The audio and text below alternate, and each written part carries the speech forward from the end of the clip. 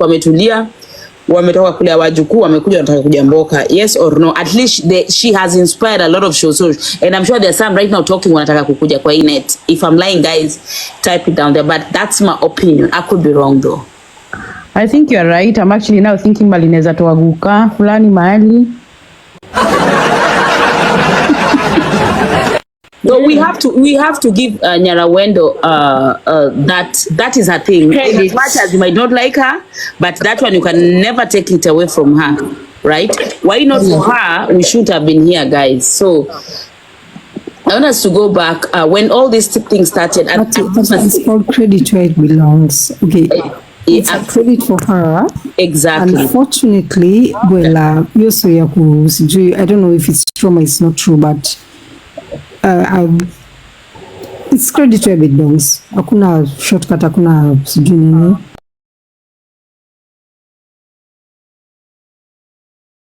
Hello guys, it's your girl Patience Status. Welcome and welcome back to my YouTube channel. If it's your first time here, make sure you hit the subscription box and put on the notification bell so that you don't forget any time I post a new video. Remember, I'm the queen of online gossip. So welcome to today's video. Don't forget to give it a like and leave a comment on the comment section.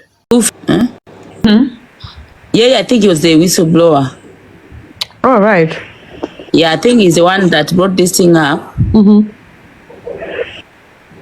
And sort of complained that the brother, that Shosho, I don't know how they found out, but I think they're the ones that brought the issue up. Yeah. So apparently he's now also being, I feel he's being misplaced, he's being displaced because, thank you so much, Venus. I think the plan was, I think from the beginning, alidanganywa ati atakuwa part of the high table. Because he says the only thing he's been given is ile pesa watu walimchangia out of goodwill. People that thought that he was going there to support Shosho hakujua anaweza kuwa mfanyikazi wa Jacqueline. Right. So those are the people that gave out of goodwill. He said that's the only money he's ever seen. So all this time they've been working for nothing. According to him, all this time, and that's why he's now out talking and opening his lives, because he feels like he's been thrown under the bus. But how can people just not see the patterns? The patterns are always there.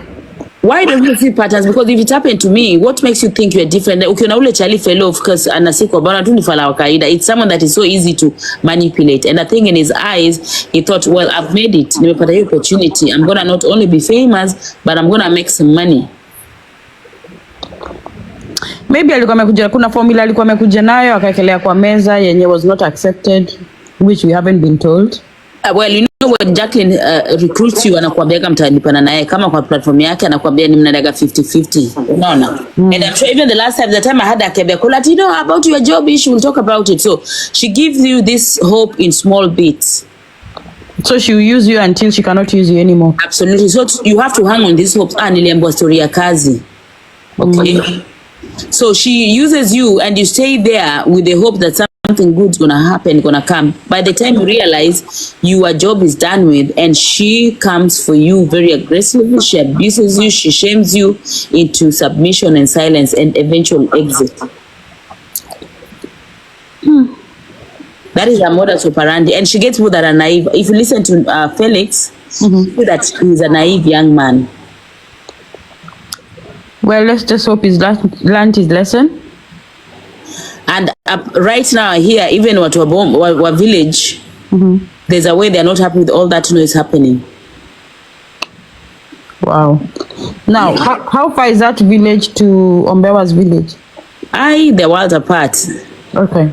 Yeah, they're totally worlds apart. It's other side. They're almost near TZ. They're opposite TZ na Ombewa's village is this other side of the world. Okay. So yeah. They don't know each other like that. That's what I was trying to identify.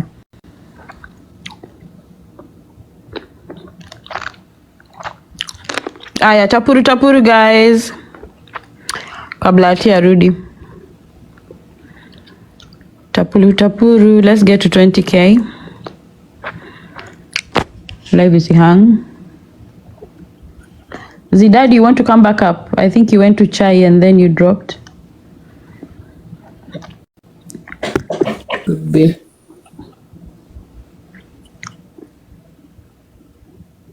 Your name is just, you're so opinionated. Lots of people tell me that. Me, I just think I'm normal. No, can I tell you, just embrace that, because your opinion, every opinion matters. It does, but I hope it doesn't come. No, regardless of the situation. Yeah, just be you. At the end of the day, be you. Stick to you. Sometimes I try to hold back on my opinions, but yeah, thank you. I think a lot of people come harsh, but be true to yourself. Be true to yourself. Yeah. Thank you. Atty, do you think I'm very opinionated? Well, not very. But it's always good. It's a good thing to have your mind and to speak speaking your mind.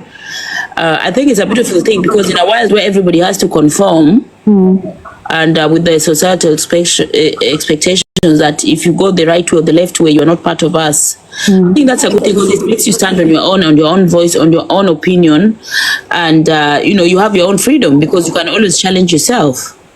The reason why I'm asking is because it keeps coming up. I'm not saying it's wrong, Sylvia. You've said what a lot of people have said, but in the real world, I haven't been told I'm very opinionated. So I wonder whether people see me as opinionated because of the name opinion.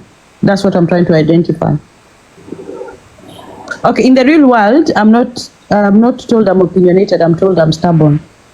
Well, I think probably both. Okay. You may be stubborn because you challenge people, so that is why you also come. Stubborn and opinion is the same thing, because it's only stubborn people that are opinionated, isn't it? Okay. Exactly. Yeah. I challenge people. So it's more or less the same thing. It's sort of they're lying together. Ngoja, Sylvia, uliona nikichallenge mtu wapi? Nipatie example. No, actually, I'm not judging you. The issue is not judging. I'm welcoming what you're saying. You said I challenge people. Nili challenge nani? Can I just say, I've seen you here a couple of times handling issues, and you have your own opinion. Guys, right? Can you please, can you please send my... And that is, your opinion is different. Yeah. It cannot be right with everyone. Yeah. Yeah, and that is the opinion. But also, it doesn't mean the same when everyone agrees with the situation. True. I get where you're coming from. That's what I wanted to understand. I wanted to understand where you're coming from. Yeah. I did not feel attacked or anything. No. Nothing like such. Yeah. Because I think I've seen you few days here. Yeah. Yeah. Yeah. So I can't judge you from that. Okay. And you are so versatile in terms of your opinion, right? And you're good with that. Thank you. Sorry, Sylvia, I don't want to cut you. I know me, I'm a quick talker. I know sometimes I cut people when they're talking and it's rude. So I started and then I realized you're still talking. I'm really sorry. I think we're done. We're done from that. One of my worst traits is my level of impatience, especially if I'm having a conversation. I'm sorry. I know I talk so fast, and stupidly enough, I expect everyone to talk as quick as me. So I am sorry. Sometimes I know I cut people off. Guys, I know it's bad manners. I hate it myself. But I'm always trying to check myself out. We all do it, and we all try not to.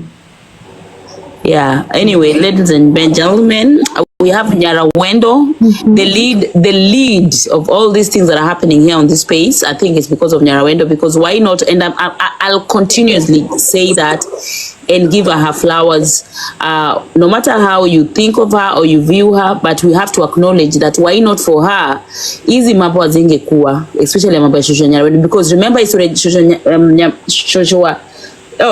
Shosho, a lot of people have come out of their cocoons. Even Mashosho walikuwa wametulia, wametoka kule wajukuu, wamekuja wanataka kuja mboka. Yes or no? At least she has inspired a lot of Shosho'S, and I'm sure there's some right now talking wanataka kukuja kwa inet. If I'm lying, guys, type it down there. But that's my opinion. I could be wrong though. I think you're right. I'm actually now thinking malineza tuwaguka fulani mahali. So we have to give Nyarawendo that is her thing. Credit. As much as you might not like her, but that one you can never take it away from her, right? Why not for her? We should have been here, guys. So I want us to go back when all these things started. It's called credit where it belongs. Okay. It's a credit for her. Exactly. Unfortunately, well, I don't know if it's trauma, it's not true, but it's credit where it belongs. Hakuna shortcut, hakuna sijui nini. But kama siye atungejua mtu anaitwa Shosho, atungefika mahali tumefika. And well, she did good and she did bad. Absolutely, I agree with you. There's an element of bad, and personally, I want to now concentrate on her flowers. You know, when you're giving someone flowers, you cannot give them the thorns again. So I know she has been given a lot of thorns out there, but right now, I personally want to give her the flowers, because as human beings, we always want to pay attention on the bad side of people. We never give people the credit. We never see the good in people, because a lot of us do them from a point of envy, jealous, misinformation, just confirmation, bias, and both hatred. Because sometimes I won't call it jealousy, manini. No, it might not appear to you, but there's someone that is jealous. I'm not giving generalization. Everybody has their reason. For you, probably you come from a point of moral. Someone else coming from a point of pure jealousy. Get? Everybody has their point they're coming from. Okay, but one thing I respect this woman ni ati, well, anyway, tukomboka sisi wote. Now she found a way who I don't know, she just elevated someone that we never knew. Nani alikuwa na Josh, apart from, if it was not for her, who else knew about Josh? Nobody. Mi siko na Josh ni nani. Mi nilikuwa na Kashosho. In fact, I didn't follow, follow nikasema huni Shosho nani. But when guys, can you tap to at least while Reed is talking, and if you not send me a hurt me, send me a hurt me. My moderators are blocking literally people that do not hurt me. That is the bare minimum you can do on my life, by the way. So if you ever meet me somewhere, don't ask me Atty, why was I blocked? You are blocked because you add 0 on my spaces. Thank you. We knew the face behind Shosho, and unfortunately imekuwa an ugly face. From what we read from TikTok, from what we hear on TikTok. Okay, wala kwa ground sijui, I don't know left and right. Let me not talk about it. But I'm a player role. She has played a role. Give credit where it belongs. That's my point. Give credit where it belongs to. And yeah, I don't know. I'm not so sure about the facts. I'm not on the facts. Yeah, I've been following the story. It's good and ugly, but when you look at the results, man, yeah, we have a Shosh from Kenya trending so big, and probably it's not Shosh. I said here probably see Shosh, but the story has trended so good for her, for a Shosh. She's a Shosho. We respect her, we love her and everything, but wale tuko kwa background wali play a role. That is all I have to say. Can I say something, Atty? Yeah, definitely. Okay. Nyarwendo, hi. Hi to you. How are you? I'm 100% cool. Good. Okay. For me, I will tell you what I saw in you when you came here. You know, when Atty gave you that opportunity. Mute Sylvia, you have a background noise. When Atty gave you the opportunity to come and express yourself, and I understood you, and I understood the fact that not only were you creative enough to see what others didn't see. Hapa kila siku watu tunatukanwa nini Atty tukiwa wazee? The name is not coming. Senile. Kuna jina tunaitagwa wa Kongo. Senile ya M. Bala wachana na uchicha. Yeah, Wakongwe But now that which was seen as bad, you took it and you utilized it. Ukaleta Shosh. Not only did you bring Shosh, you are creative in what you. Kwa nini box yangu iko na time? Ama ni ya one year time? Nani ameweka time? Siweka. Unaiona? Iko nayo. Iko na time. Nani ameweka time, please? Whoever ameweka time toa. I don't know who's put the time. Kangoje mimi sijaona kitu kama hiyo. So what will happen to me? Once I talk it, Aisha, don't talk. Don't time anybody talking, guys. Oh, okay. But that's clever. I've never seen that. So I also want to learn. There's always a timer. That the one you were telling Nani to put for mheshimiwa. Hizo nataka waheshimiwa kuna watu wengi wa kuongea. I want to learn how to do that. So I'm happy that has been done. I didn't know how to do You just go to the timer. You go to the timer and press the timer. Oh. But usually it's good when there's a lot of people and it's an important debate where you don't want people to keep repeating themselves. Especially like the other day when we had Angeline. And that's why I told the PA that she should put timer so people do not keep repeating themselves. Yeah. It's shown me now that the moderator ended my time. But I like that. I've learned something new. Thank you, Sylvia. So, Nyarwendo, I'm coming back to you. So what I saw in you is that creativity. And I feel like you have a lot of potential. I also remember you mentioned the fact that you live in a home ground where there's a church, meaning that there's a community, there's children, there's young people. And I'm wondering how you can tap into that and use that skill that you have to do things with young people, especially when they are free, like on weekends. So what I'm trying to say is think beyond TikTok. Think how you can use that creativity even to do things like on YouTube, things that will follow. I'm one of those who've been following this lady. It's called what? I don't know who's been watching on YouTube. What's her name? Iya Disco Matanga. Somebody help me with the name. That lady. She's now on season 2 and it's so creative how she gets the village together.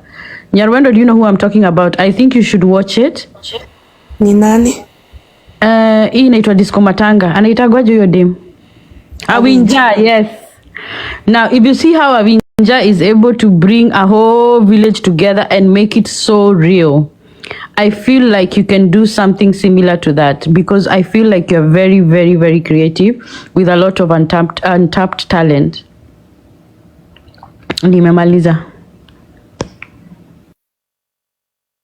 Yeah, opinion. It's okay. Narawendo, it's okay. Okay, don't crucify me. You can drop me if I'm being off offended. I mean, come on. If I'm being extreme. Yeah. My point is this. Ukitap talent ya mtu, hata ukienda ukifanya kazi, like we're all employed here. Okay, I'm a person I'm employed. Let me not generalize this. We're all employed here. But mdosi wangu akikula like let's say like nafanya kazi 80% nafanya kazi 100% anakula 80%, ananipatia 20%, it's going to be wrong and the village will see and the people will see. And my point is this, ukikula kula nusu, usikule yote, you understand, like usikule most percentage. I don't know. Ulizaje? Shosho alikuja kalalamika. My point is umetuletea talent, umetuletea like vile opinion amesema, you came up with something so good. At first I was totally against you when I read the story behind, but mimi mtu wa kufikiria after nika realize sina hiyo talent sina hiyo creativity ya vile opinion amesema, sina hiyo creativity ya kuleta sijui niseme ati naleta the best out of Atty. I don't have that, but not all of us are blessed to do this. You have that in mind and you've done it and you've seen it, na tumekuja tukwa criticize. Nikisema sisi naongea wale, okay, yeah, because I was part of the people who are criticizing you and I'm glad you're here. Like, be fair. That's my point. Kuwa mfair. Like, kula hii na yule anafanya kazi. Okay, najua unafanya kazi nyingi behind the screens. It's true. Okay, sisi pelekwa koti kama I'm an nobody. Be fair. So can I Be just fair. ask, where do you feel she was unfair? She was unfair because yeah, we've seen it. Anasema sijui nyumba imejengwa, nyumba haijajengwa. We've seen the facts behind the screens. Behind the screens, be fair. And vile opinion umesema, she's so creative. Be creative in that sense. And that is my point. Kuwa creative na kuwa fair. And then we'll see the guy, things will work out for you, man. That's my point. Things are going to super work out for you mpaka utashtuka. Be fair. Kama singekuwa fair, ati hizi stuff hazingefanyika. Acha nikwambie kitu ya kwanza mnafaa kujua. Okay, wait. Binadamu 27 minutes zishe. Binadamu before my talking time ishe. Kidogo tu, just listen to me and then you answer me before my time finishes. My point is this.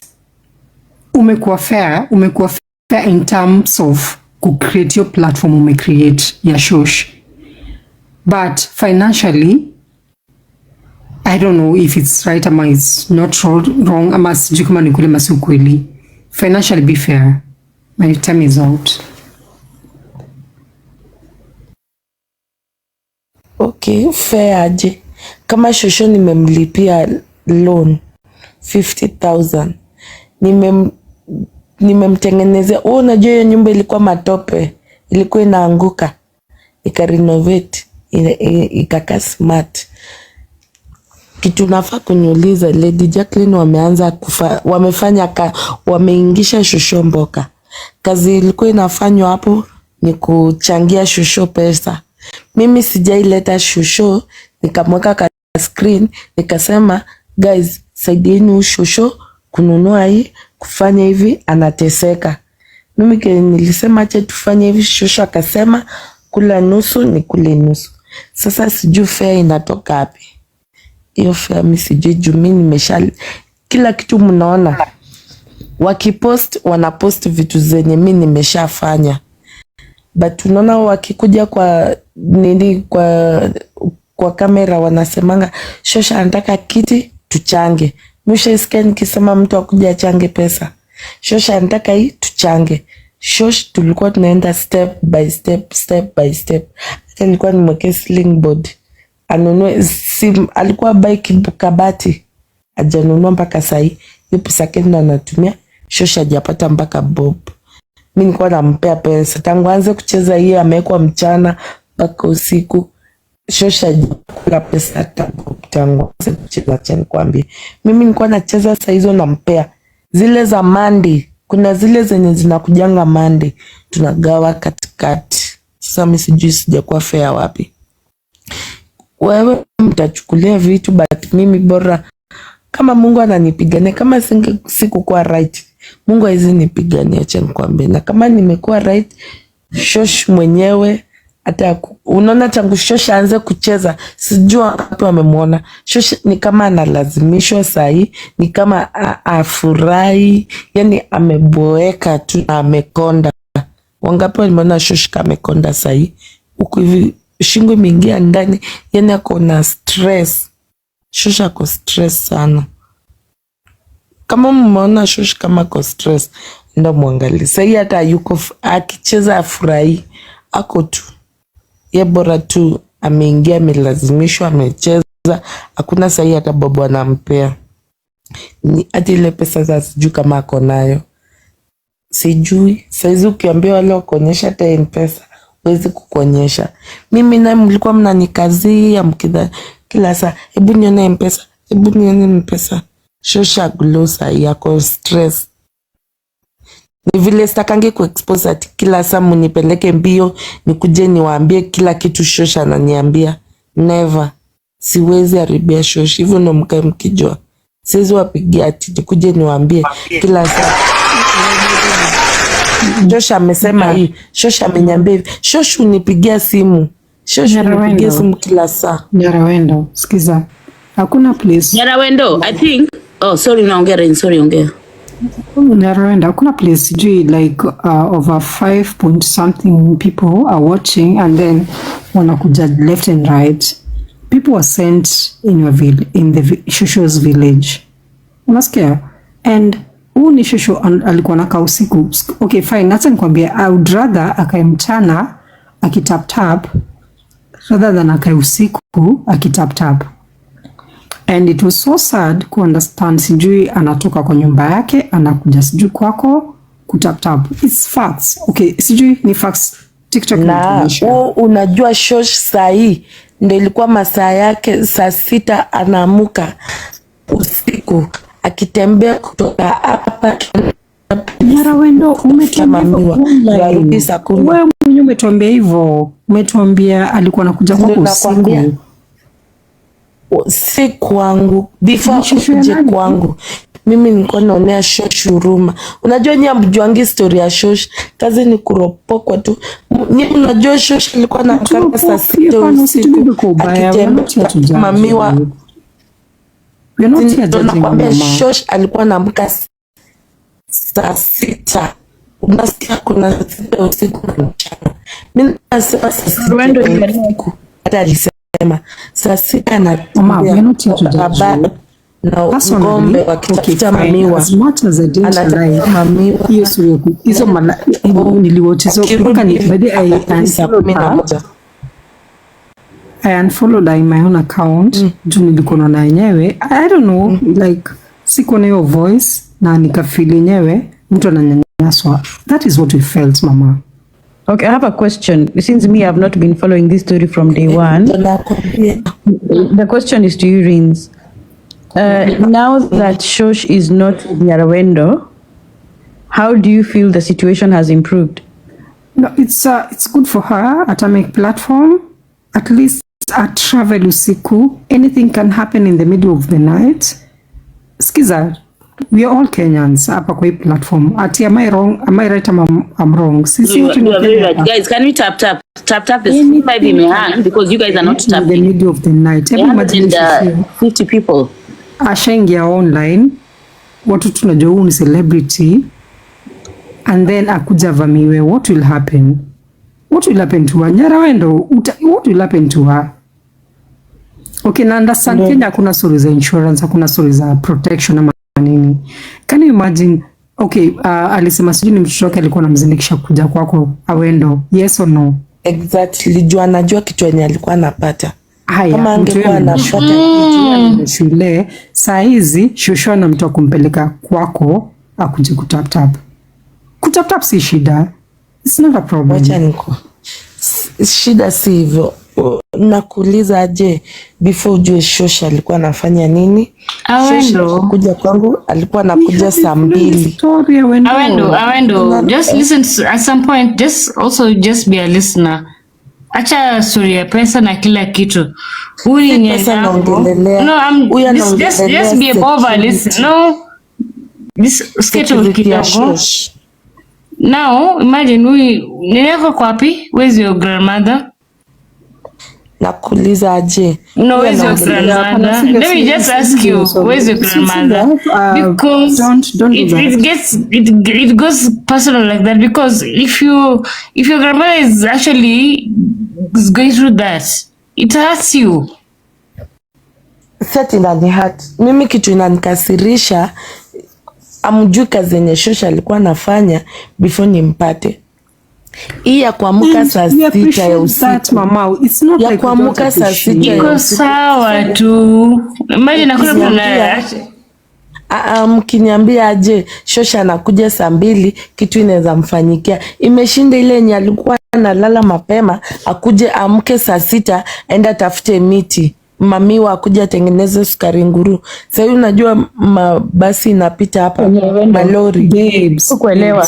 What you are telling us is this waking up at night before wewe uanze kufundisha Shosho kutap bado alikuwa anatembea usiku kutafuta miti. Is that what you're saying? No. Yes. She's not. No, she was not. Alikuwa anaamka before nimchukue. Shosh before aanze kufanya mboka. Mchukua wapi? Shosh before aanze kufanya mboka alikuwa na rokota miwa. Unaona saa 6, saa hizi ndo angekuwa narudi home. Saa hii ni 4:50. Anarudi home na ng'ombe na watoto wake. ndo alikuwa narudi Yeah, second night. sikiza wendo I think si kwa ubaya please msinibebe kwa ubaya usinibebe kwa ubaya Nyar. Like she was not doing that. Sikiza usharibu jina yako so far so good, so far so bad, so far so good. Like usiongeze uongo juu uongo. Si kwa ubaya, I'm not here to judge you. My point is this. Please, hebu nikuulize kitu moja. Let me ask you something. When you tell us yongezee uongo, so are we supposed to believe that when unasema ukweli? Because this is someone that lives with her, but you that lives someone else it's calling a mwongo, and then so are we supposed to believe that you're the one saying the truth? Skiza, my point is this. Watu wamefanya research. Okay. Apana, no.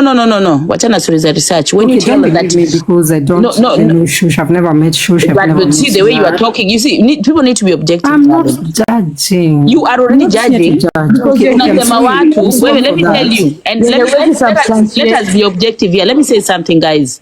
Everybody is allowed their opinion, but do not paint everybody the opinion. When you say watu, sema mimi. So speak for yourself. Sawa. I appreciate that. Okay. Thank you. But Nyar, I beg you in the name of God, sema tu kweli.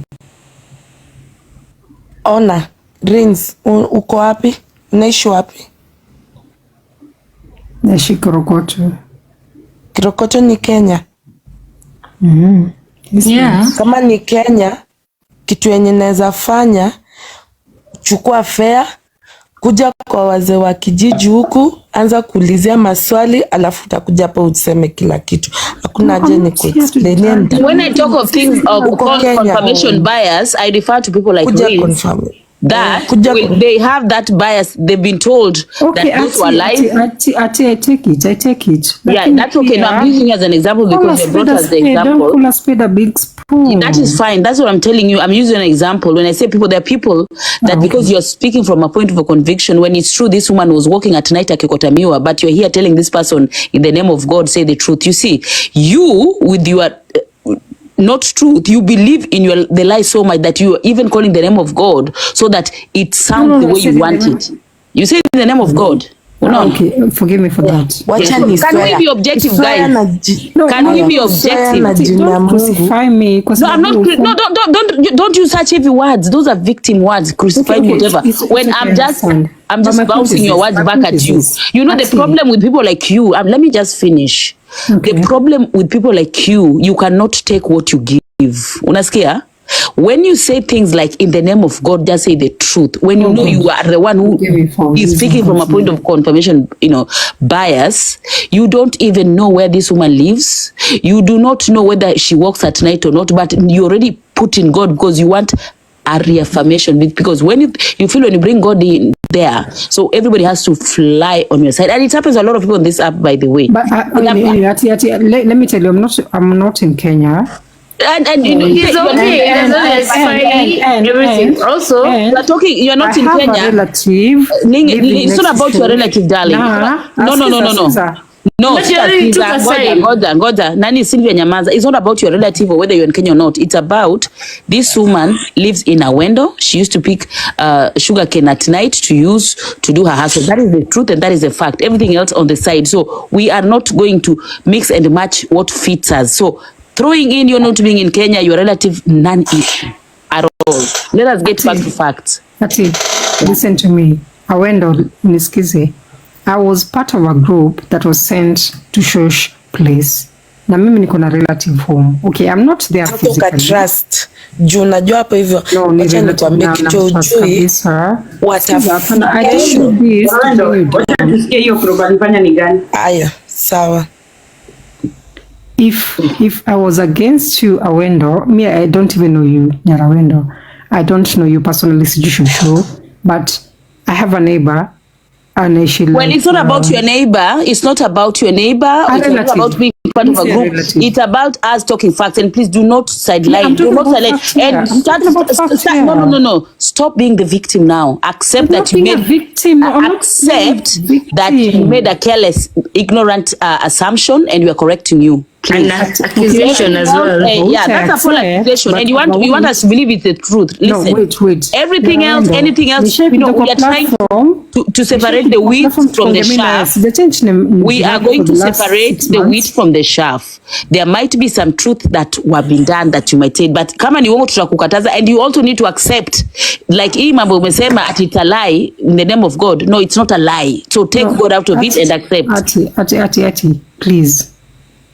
Don't use the word please. Just accept that, okay, I made an assumption and accusation, I take it back. It's not an assumption. But when you start emotionally blaming people, unaweza kutuambia you part of the groups, you are relative, that is a non-issue. That is how people run away from responsibility, bringing things that are non-issue. You want to doctor in facts that don't fit in. The truth is, this lady, you used to work at night.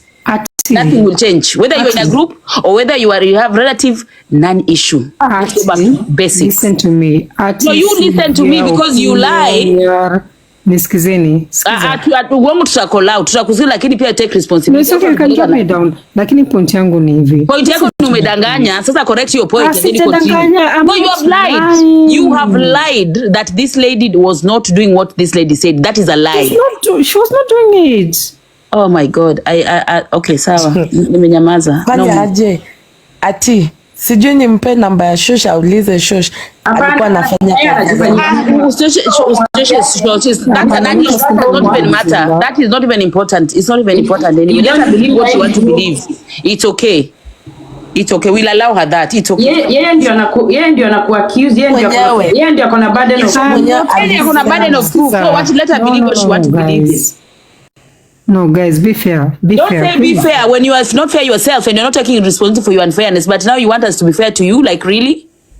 Excuse Atty, it's an open discussion, yeah? Yes, but we also correct ourselves. Where you lie, you take the correction. Where did I lie? Well, you never lied. I'm sorry. I take it back. Me, I'll remind you where we were. Actually, let us mute and let us stop. I'm really sorry for interrupting. I shouldn't have done it. Okay, me, I have a question for you, Reins. You said she should be fair. Financially, she should not take everything. So let us know how those finances worked, because you say you did homework. My homework was on this. Alisema sijui amejenga Shosho nyumba from the start. Alisema amejenga Shosho nyumba. Okay, yeah. Viti alinunua.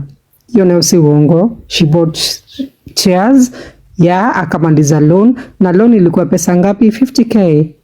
Awendo Shosho amekuwa kiplay games, amekuwa akipata anyway, sijui kusia Lion, sijui kusia nini universe, I don't know. Anyway, universe tunasikia vile umsichana ni muongo. Shosho ameshapata pi universe. Ile time Shosho alikuwa na play game. Awendo nyamaza tu. Mimi sijui anaongea nini. Keep quiet, nyamaza tu. Ile time Shosho alikuwa na through Awendo alikuwa na big players. Sasa Shosho ana players wengi hivyo, which is true. Hiyo nayo sikatai. Sijui kama ni Awendo alifanya hivyo ama ni Shosho alifanya hivyo. I don't know where the massive, I mean the followers came through, and which sikatai, and I'm saying mni crucify, mnipende, I recommend you for that. Like, I appreciate for what you did. I don't know what you did, but ulipatia Shosho platform. But what she earned, it's not how she's living, mama. That's my point. Shosho aishi vile ile pesa alikuwa na TikTok. Ya umemmalizia Shosho mwenyewe hakukuwa, mimi sikuwa namweka mchana. Hiyo ndio kitu nafaa kujua. Na hakuwa anacheza, nilikuwa najua Shosho hakuwa anacheza kila siku. Akicheza leo na pia watu time, kama kesho kutwa atacheza Wednesday, Monday atacheza Tuesday, saa zingine Monday akuji, Tuesday akuji anacheza Wednesday. Unaona, nilikuwa nampea kwa wiki anacheza mara 3. Na kuna time December ilifika 2 weeks Shosho alikuwa ameenda Tanzania na alikuwa ametoka hapa hivi na 50,000. Hiyo ni yenye alienda nao kurudi kuja na pesa, tukaanza from zero. Sasa mimi ujue kama Shosho mwenyewe kwa ilalamika nyinyi, mimi ujue mimi stay explain to myself. Watch it excuse me, I wonder, we are not killing your spirit. We are not killing your spirit to build anyone. You can build anyone you want to build. You can motivate anyone you want to motivate. Tanzania, Shosh ni Tanzania. Shosh ni Tanzania. Okay. She's having her minutes. Let her finish her minutes. So, yeah, endelea mom. Shosh ni Mtanzania. Sasa vile alirudi, mimi hiyo nyumba by the nilifanya makosa kupost nyumba yetu. Hiyo naye nimekubali, nilipost nyumba yetu, but tulikuwa tunatengeneza nyumba ya Shosh. Tukienda kwa nyumba ya Shosh, ile yenye Lady J alikuwa amepost, haikuwa hivyo, ilikuwa matope. Ni mimi tumetengeneza hivyo. Kwani alikuwa analipa fundi na nini? Simiti amebai na nini? Aya. Shosh kuna vitu amefanyia pesa, si hata loan peke yake. Sasa siwezi chukua pesa nikiambia Shosh, umefanyia hii nini? Umefanyia hii nini? Umefanyia hii nini? Siwezi muuliza. Pesa kama imeshaingia kwa M-Pesa yake. Shosh leo mambo ya TikTok. Si kwa TikTok nasema once nimemtumia. The issue is this nyamaza Riz. Okay, sorry. Let me once nimetumia Shosho pesa, sina right ya kuuliza Shosho umetumia hii nini? Mimi Shosho alikuja akiniambia aki sina pesa ya loan na nateseka. Naweza fanya nini? Mimi nikaona Shosho mwingine anacheza hapa. Nikamwambia Shosho unaweza jaribu. Shosho akaniambia ikiwa nusu nikipata 1000 chukua nusu. Nikipata 2000 chukua nusu. Sasa ujue mimi cheni nyamaze. Ongea tu hapa hivi mpaka kesho. Sasa mimi ninakusikia. Sema tu. Babe, listen. Don't kill your spirit. Don't kill your spirit. Acha nikwambie. Binadamu ni binadamu. Always utakuwa mbaya. Hakuna ile siku yenye utaambiwa ati umefanya kitu mzuri. Ni always umekula pesa. Always umekula pesa. Babe, skiza. Mama, skiza. My point is this. Now, forgive me. I might be right, I might be wrong. Point yangu ni hivi. Wewe you brought someone live on TikTok and it's so sad that tumekuja tukakuwa against what is happening. Unasikia? And it might be right, it might be wrong. We don't know the whole truth. Our only sadness ni ati what she earned is not what ndo point yangu. Skiza, sijui we na Shosho ndo mnajua the agreement you had, how you met, how you introduced us to us, but we are Kenyans, we love each other. As much as we fight, tunajipenda, we love each other. And that's one reason vile tulipelekwa kushago ya Shosho na tukaona, na mimi mwenyewe si mtu wa TikTok sana hivyo, niko na relative ako huko sijui shago huko Uluoni, akaenda akasema guy, I am not social. It was like, I don't want to criticize anyone, but my point is this, I'm not criticizing you. I'm not criticizing Shosh. Please, let me just, let's get back there. You know you lied. You did not send anybody there. That one, you know, is a lie. I mean, it's just a figure of speech to try and make your claim stronger. No, but I can bet on you. No. I can bet. Okay, he's sleeping right now. Can you prove to us? Because we, at this point in the era. He's sleeping right now. And guy coming up here. Ask Iza. No, because we are not doubting Nyarawendo. So why would we just believe what you're saying? We also need proof from you, because anybody can come out here to make their words stronger, use things like I have relatives that went there and all that. How do you substantiate that? I also have a point to make to you, Rins. I hope you've heard when Nyarawendo is saying, yes, alikuwa mboka na Shosho, but they used to do 3 times a week. How long did you guys used to be online, Nyarawendo? How many hours? Nafanya kuanzia saa zingine 2:30 mpaka saa 5. Shosh anaomba, tunaenda. Saa zingine anakuja saa 3 mpaka saa 6. Hiyo ni ya mara kwanza. Hizi tukasema aje akujange saa 2 analala saa 5. So Yeah, roughly mwenyewe you could do between 2 to 3 hours 3 times a week. Yeah. So you 3 see, times. that's another thing. You do not expect that somebody who is doing a part-time job to earn the same as somebody who is doing a full-time job. So the fact that Shosho amekuwa akifanya much longer hours day and night since aache kukuwa na Nyarawendo, then we should have seen a very big improvement in her life. If that change was to Still none, which there's still none, absolutely. Yes, because that was the whole point. No, people, skiza.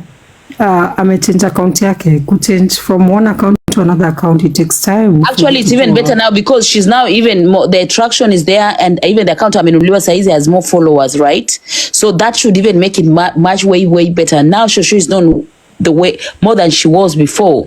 So meaning she's earning more and she's known more. Changing account is a non-issue at all. Atty, and that anyway, yeah, it's no. I make sense, don't I? Also. I make That's sense. why I recommend Nyarawendo. Okay, hang on. I want you to give me my accolades as well. I make sense. I don't. No, hang on, please. Am I making sense? Do I make sense? Because what you're saying does not make sense. Does not make sense.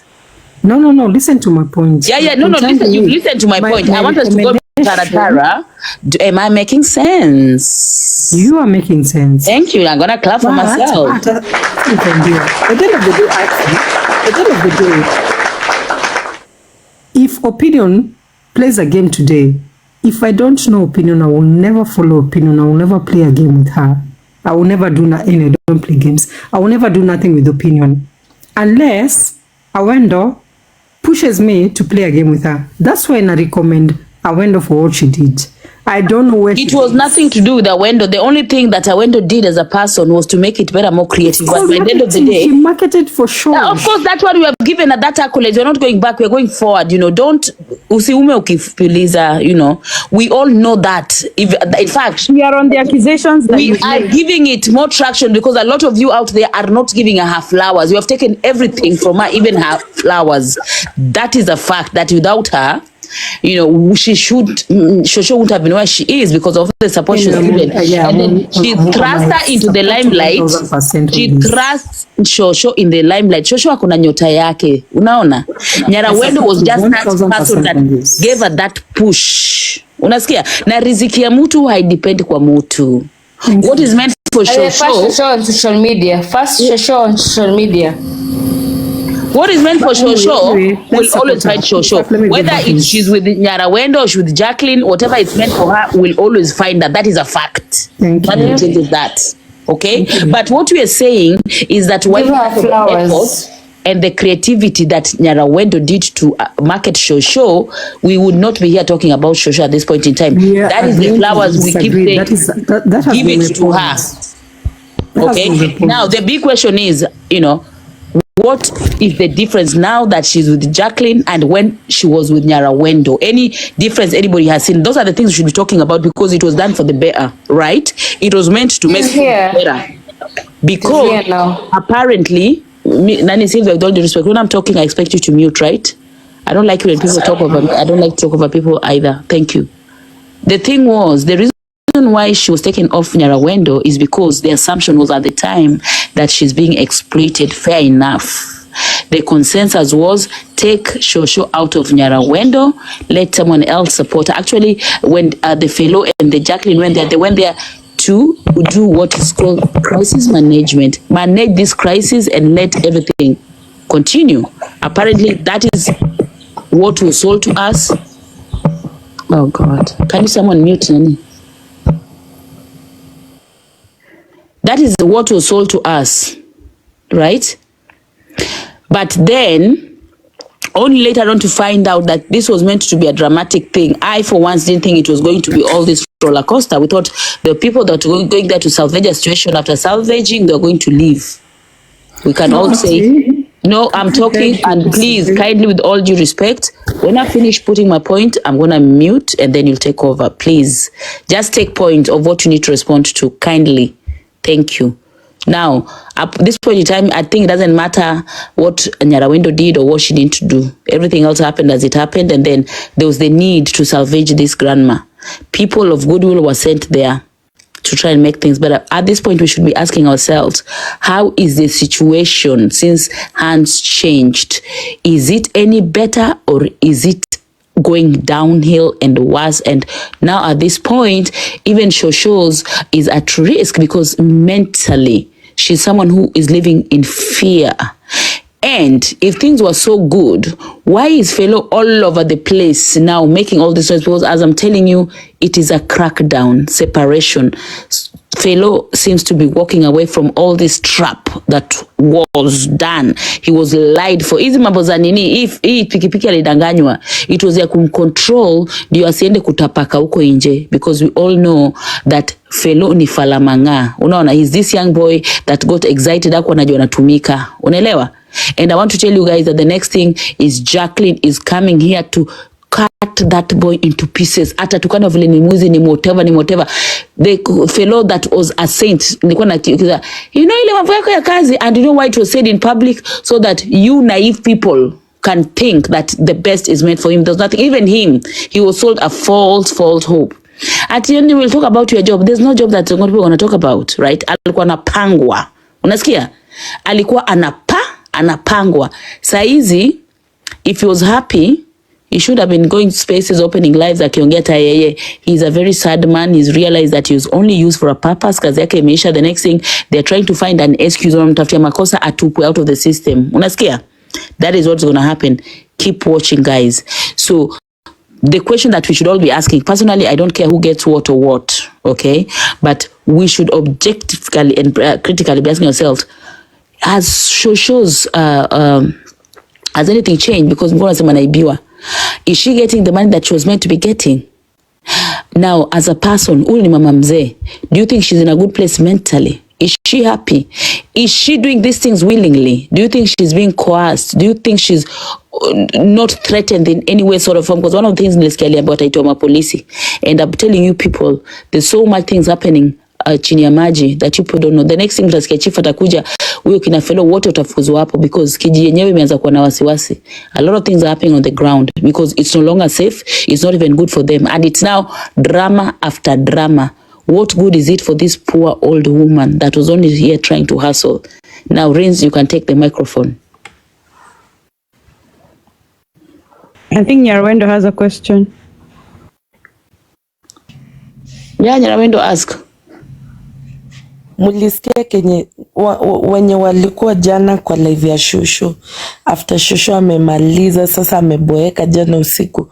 Mulisikia kenye aliambia Felix, alisema sasa wanaona niko na nyota, wanataka kuniibia. Hivyo ndo alisema ya mwisho, ndo wakatoa nini, wakakata nini live. Sasa mina nani Riz, uliza tu swali yako. Mi sahi na nyamaza alafu na kujibu.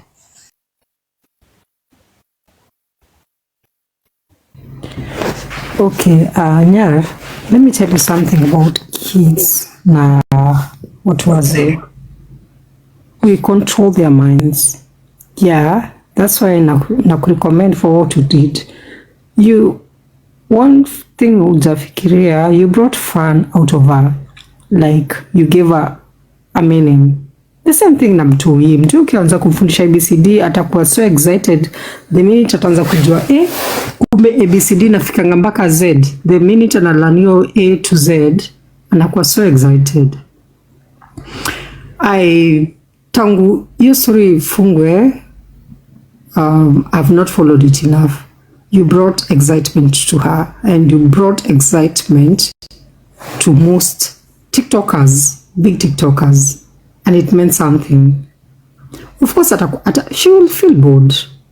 And now to answer you, Atty, my point is this: mimi si criticize anyone. It's not my money. I'm not okay, fine. Yeah, nilituma sijui, I don't know, maybe 1 rose ama 2 rose ama sijui, whatever I sent, kidogo nilituma, which make dormant for now. And no, Rins, I want us to have a discussion from a point of general discussion, not a matter of mimi criticize. No, we are having a discussion, and I haven't mentioned anyone criticizing anyone. I'm mentioning myself. I have not mentioned anyone. But when you say mimi was criticize, you're already victimizing yourself. I'm using you as an example, the same way you use me as an example, Mama. No, but don't use. There are some words that to me are victim words that mimi no. Just say your point. Okay. Can I use you as an example, as a bad example or a good example? You can use me as an example, yeah. Okay, sawa. Pengine Atty alituma lion. Unasikia? Na hiyo lion ilitumiwa kwa Shosho haiku amount to what we've seen ama what we know. Point is this. I'm going to cut you for a minute. Have you ever opened a live? Yes. Not in this account. Okay, but you've opened a live on TikTok. And yeah, my followers are not Kenyans, unfortunately. It's okay. As long as... So I just wanted to know that you understand. Even me, my followers aren't Kenyans, but they're still people, they're viewers down. Yeah, exactly. Viewership is important. My followers are from... It doesn't matter because... Okay, I just wanted you to understand that if you throw that lion to somebody, they only end up getting a third. Roughly a third. I know about how much. And then that third opinion. No. How much is a land by the opinion? Rez, how much is a land? I don't know. I followed Shosho'S games. She was getting universe. She was getting everything, all sorts of gifts. What have you said? The most have you sent as a gift? I'm sorry. Okay. But the amount of money she got, I'm not saying she got 100%. I'm not saying she got 100% from TikTok. But the amount of followers she had. I think at this point in time, guys, so that we do not go back and forth, we should be talking past and present. Let's compare then and now. Let's talk about because if we start talking about it, guys, I mean, it's not making a lot of sense. No, I just wanted her to understand that she's talking about a lion, but when it gets the person, it's not a lion, and when they get that tag, they still have meaning tumepata. Wewe Magda, koma Sylvia wangu. Wacha nikwambie kitu moja saizi. I think at this point in time, I think it doesn't matter. Hizo hatuwezi discuss. I mean, try and anywhere. Let us talk about there and then. No, because we want to be moving forward. Okay, let's talk about now and then. Exactly. I think that would be better. Begin from now. Shosha yuko hapa kwa hii live. Let me talk to Nyar, and I'm so glad and thank you Atty for giving me this platform kuongea na Nyar. Nyar, whatever you did with Shosh, if you can continue doing it with her, if you cannot continue doing it with her, and you find the next person, just be fair. That's my point. Please, let me ask you a question. I want to ask you something, right? What do you think? What is your observation between now that Shosho is on a different management and when she was Awendo? What do you think? I mean, have you seen any changes? What would you say? What I would say, I followed Shosho for some time and I unfollowed her. Siko baya manini, it's my whatever. It's what. Don't worry, you unfollowing her does not make any difference, darling. Go straight to the point. No, I would not. Follow. Life is going on. It's not important. I won't bring it so down because it's a new platform. Maybe she will get. I am telling you, Shosho as a person, the ongoing, the way you see her. I'm talking about Shosho's platform. Exactly. Let's talk about Shosho, not about the platform, darling. As a person, when you see her, are there any changes that tells you there's things are getting better? Her finances, is it any better? Let's deal with issues. As long as her finances, hata kama ni 5 bob anapata kwa siku, as long as inaingia kwa account, I'm okay. Teachers of the world, I acknowledge teachers. I'm gonna mute. Wacha nikachome wala hii siwezi. Hapana Atty, wacha random. Sikiza, point yangu ni hivi. As long as pesa inaingia kwake directly, it's okay. And yes, that is happening. Huo ni mtu asomi ajuku siko baya. Do you know if that is happening? We respect her for that. No, I'm asking. Umesema as long as pesa inaingia. I don't care who's managing her account, but maybe the minute nikisikia tu there's a difference. Wacha nyamaze. Umesema as long as the money is getting into her account. So do you know whether it's getting into her account? because you keep talking about fairness. You're looking for that fairness. Because this is a fact that I cannot confirm. Hi, Kasongo. Kasongo, eh? Kasongo, karibu. How are you? Kasongo, uko chai wapi? Toka huko rudi huku tusalimie. Kasongo amefaint. Bibi. Ako busy na bibi. Anafanya conjugal. Okay.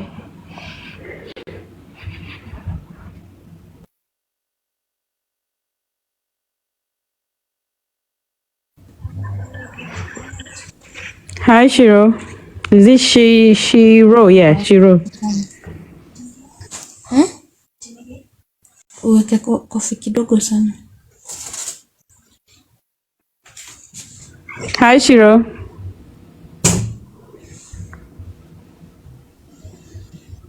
Shiro, hi. Anyway, awendo. Ibinza. Look, Mom.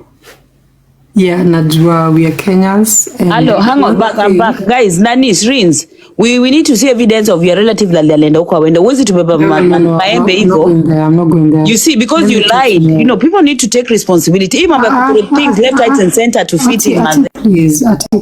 Apana. Wewe una call watu out, but you don't want to be called out. Don't you think it's fair?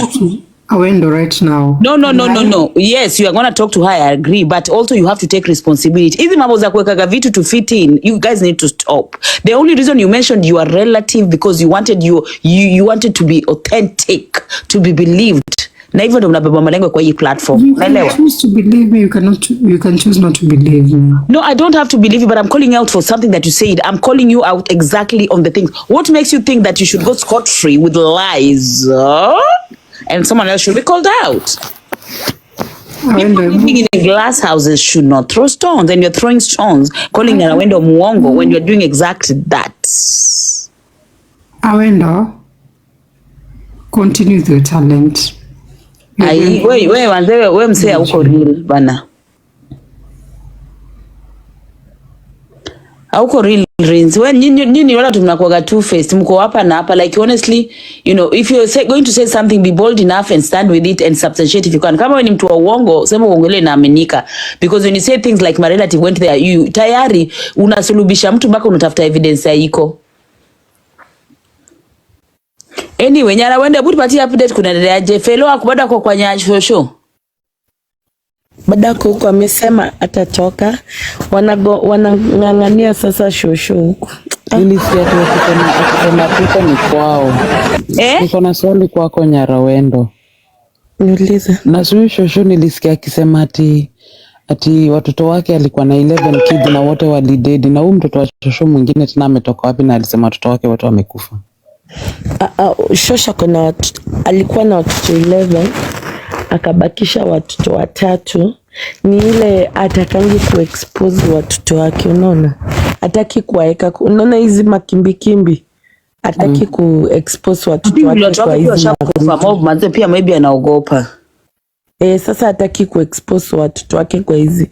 Sasa unaona ile siku ilimbidi watoto wake walete ID. So nakumbuka alete ID confirmation kuna watoto 3. But hakuwa anataka hizi mastori isikane na watoto wake, ndo maana alikuwa anasema wamekufa, ndo hiyo story ya watoto itoke tu kwa nini yake. Alikuwa na protect. Yaani mboko inafanya mpaka mtu anaoa watoi.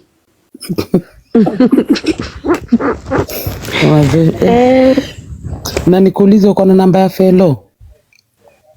Sina namba ya Fellow. Fellow nataka kumuuliza maswali. Tuko na namba yake Magda, sikule mkituma pesa. Ulidelete? Mimi sikutuma pesa kwa Fellow. Mira sikutuma pesa. Magda tuwage pesa. Mimi sipendi kutuma. Magda fadhali. By the way, Magda anaenda kutafuta Rasa alikuwa kutafuta. Anataka mboka tu ya rice. So nilimwambia Magda ni block kwa WhatsApp. Siwezi mpata for live. Simu yangu ilivunjika by the way. But I guess alikufollow. Juu ameka account I think private. amenifollow na ile account yangu mimi na janifollow na hii. Nataka kumuuliza maswali. Alikuwa live jana. Kwanza alikuwa amekasirika na sister yake. Na sister yake. Sister yake alikuwa na live yake. Hiyo sister yake ndio niliona. Hiyo live ya sister yake ndio niliona. Yake ni unajua fellow account yake ni private, so nilikuwa naona akizoomiwa, so mimi sikuweza kwenda hapo.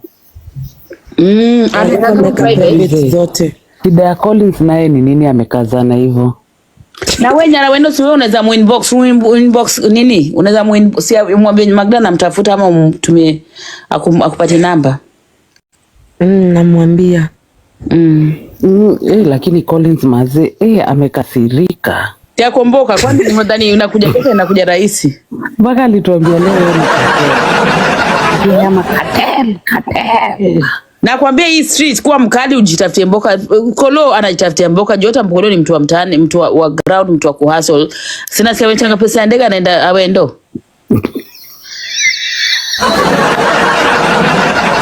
Nakwambia this thing is serious wallahi yake ya Mungu. Watu wana shift wanapiga shift ya TikTok. Nasikia ati anaenda awendo by the way. Exactly, anaenda wendo. Imagine can you imagine how serious is it? Mpaka mtu anajitoa msee anaenda huko na usinajua amechangiwa. So hata changiwa exact. Si lazima pewe za macho. Alikuwa hapo na kabairo pen ati anaandika. Amekasirika niko like. Kujifanya kwa serious. Unafikiri wewe Shoshoni show. Hebu niambie mtu ana maisha na shughuli yake, would you take that serious mpaka unajitoa? But unaona kitu inakasirisha. Mimi na regret. Mumeongea sana, hebu nikuwasalimie kwanza mko wapi? Ulikuwa tumekusalimia ulikuwa huko kwa simu. Nilikuwa nimeenda kuoga kidogo wewe. Mko wapi? Tulikuwa tunasikia ukiosha hapo hivyo tu vitu. Koma. Mko waje lakini makende. Lakini wewe Magda nimekuuliza swali. Sasa mumeamini pesa iko kwa PayPal, iko kwa TikTok account na mlionyeshwa leo balance ya siku 8 mpaka Cindy karibu apige nduru. Wenye aliona. Akasema hiyo ni pesa kidogo sana. Sasa Lady J anataka kuchifanya eti basi tuite Felix ya kuja hapa, alafu Kolo anasema hata mpende msipende mimi naweza enda nione. Nani Lady J ana protect sana mtu mwingine asiende huko, eti basi kama sio hivyo watu like kijana yake aangalie na kijana yake wanasema ajui. Sasa kuangalia pesa mtu anashindaje hata kama kijana yake ni wajinga kiasi gani kusema tu kweli ya Mungu. When it comes to money, lakini ukweli ni kwamba for the whole week for 8 days hiyo pesa ni kidogo sana. Wale wenye wanacheza vile wamesema. Kwanza Cindy alisema kuna vile Shosho anapatanga coins mingi sana per day. Anacheza siku hizi mchana saa 4, anacheza asubuhi, alafu siku hizi wamemwekea usiku saa 2 mpaka saa 6. Na hebu nikuulize Shosho mnampengeta nyama supu anakula na samaki juu amekauka kukauka. Hizo pesa zake she enjoying those monies. Asubuhi anakula anakula mayai. What is the point of all this money seriously? I mean if she's not even having a good life, angare fight unaichoshwa mengara. What exactly is this money for? Because it's too much drama. This lady does not even look happy. Alafu kuna mahali nisikia Lady J akiambia Felix kwamba Felix kuja wewe usiogope, kuja mimi sikutoi nitakuacha ukae na Shosho yako. Kwanza leo nilisikia Felix akisema huko ni kwao. Alisema huko ni kwao. Anasiana toka hizo area I think. Lakini si alikuwa kwa nyumba ya Shosho akisema huko ni kwetu sitoki. Maala. Si kwao. Kwanza mimi ndio niko karibu na Shosho. I think kuna vile Lady J anakuja hapa anajaribu kulaumu Felix, maybe nyuma ya tent na kuna vile nyuma ya tent Felix na Lady J nyuma ya tent, they know what they are doing. Mimi, I said it from the word go. I said all these things was a ploy, and the only reason why this thing was happening is because there was money and people were seeing this lady, this Shosho's getting a lot of money. How do you get it there? That was the thing. All these other things, hula baloo, zilikuwa tu ni public relations. That me, I'm not even moved. I'm not even surprised that things are happening the way they are, because the other day niliona unajua ile siku fellow alipangwa pale, alikontroliwa na bike, akasema udem uchali ni fala. Juu hiyo alikuwa amepigwa tu stop asiongee because Jacqueline alishaona hapa kumeanza kusambaratika. What do I do? Wacha nipange uchali, nimbaye nini? Nimbaye bike. And I'm telling you hakuna bike hata. Na si yule msee anaitwa Dexter alisema atamnunulia bike. Wewe ujui hizi mpango msee. Mimi naweza kupiga simu kwambia niaje Magdai kunaharibika, hebu patiana nini hapo? Peana whatever. Peana pledge. Nakwambia street ni chafu. Kweli kwenye ni majambazi. Think like a jambazi. Chafu. Utakuja hapo kisniper useme sasa hiyo opinion nasema guys you know Magda just chill, there's something to do for you blah blah blah. Si lazima upangwe. Ni kupangwa. Because why would someone come at Dexter? Why would someone have so much interest to buy a random person a motorbike? Utaenda pata kwao fence ya kwao haina hata nini, hawana hata fence kwao. Why would you come out here randomly helping strangers when honestly speaking there are more people in your hood that need help than the people you're trying to give help on these public spaces, guys? Sasa hivi Felix anaitwa mwizi, alafu wameanza kusema eti Felix maybe ameungana na huyo sister yake anaitwa sio ni nani? Iris, because Iris sasa yani huyo ni Lady J sasa anajaribu kuwasema wao ndio wewe kwa Jaina kwa yeye na Felix wako na mpango hiyo. Yeye na Felix muliona kwanza hiyo kupromisiwa vitu. Si Cinderella alipromisiwa mpaka gari. Ngoja kuna message nyingine hapa nilitumiwa, but I just thought I didn't want to get myself into all these things because zinaendelea.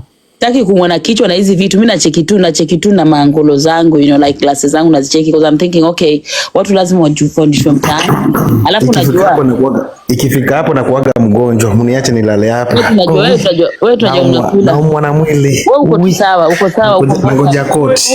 Huyu ako kwa payroll ya mimi naheshimu mboka ya msee, naheshimu mboka ya Mudi, naheshimu mboka yake because you know it's got to Mudi ako kwa payroll. So hawezi ongea vibaya.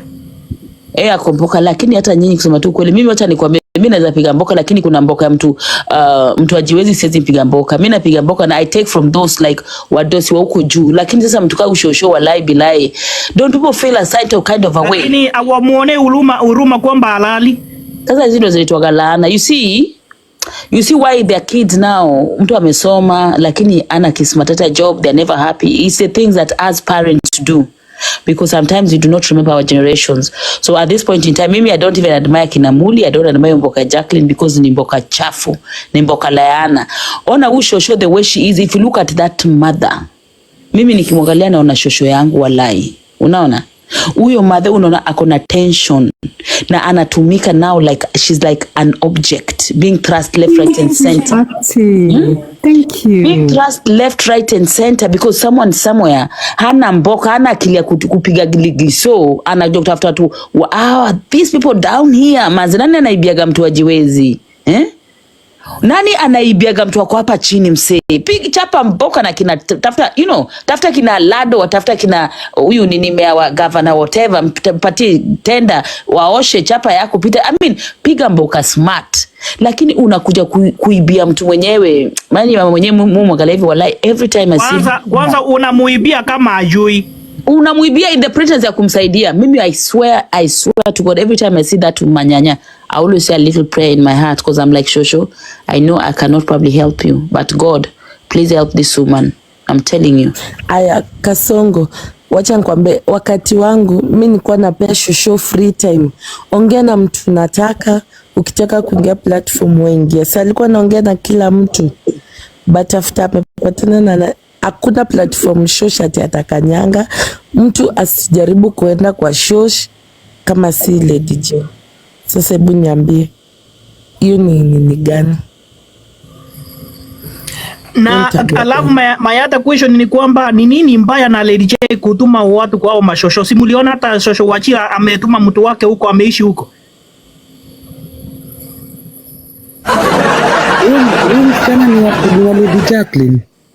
Yule ni mtu wa Lady Jacqueline, alienda huko eti kutembelea yule Shosho na ameishi huko, hataki kutoka huko. Huyo ni mtu wa Lady J. Lady J amejaribu amesema sana kemboka ya kuosha mashosho.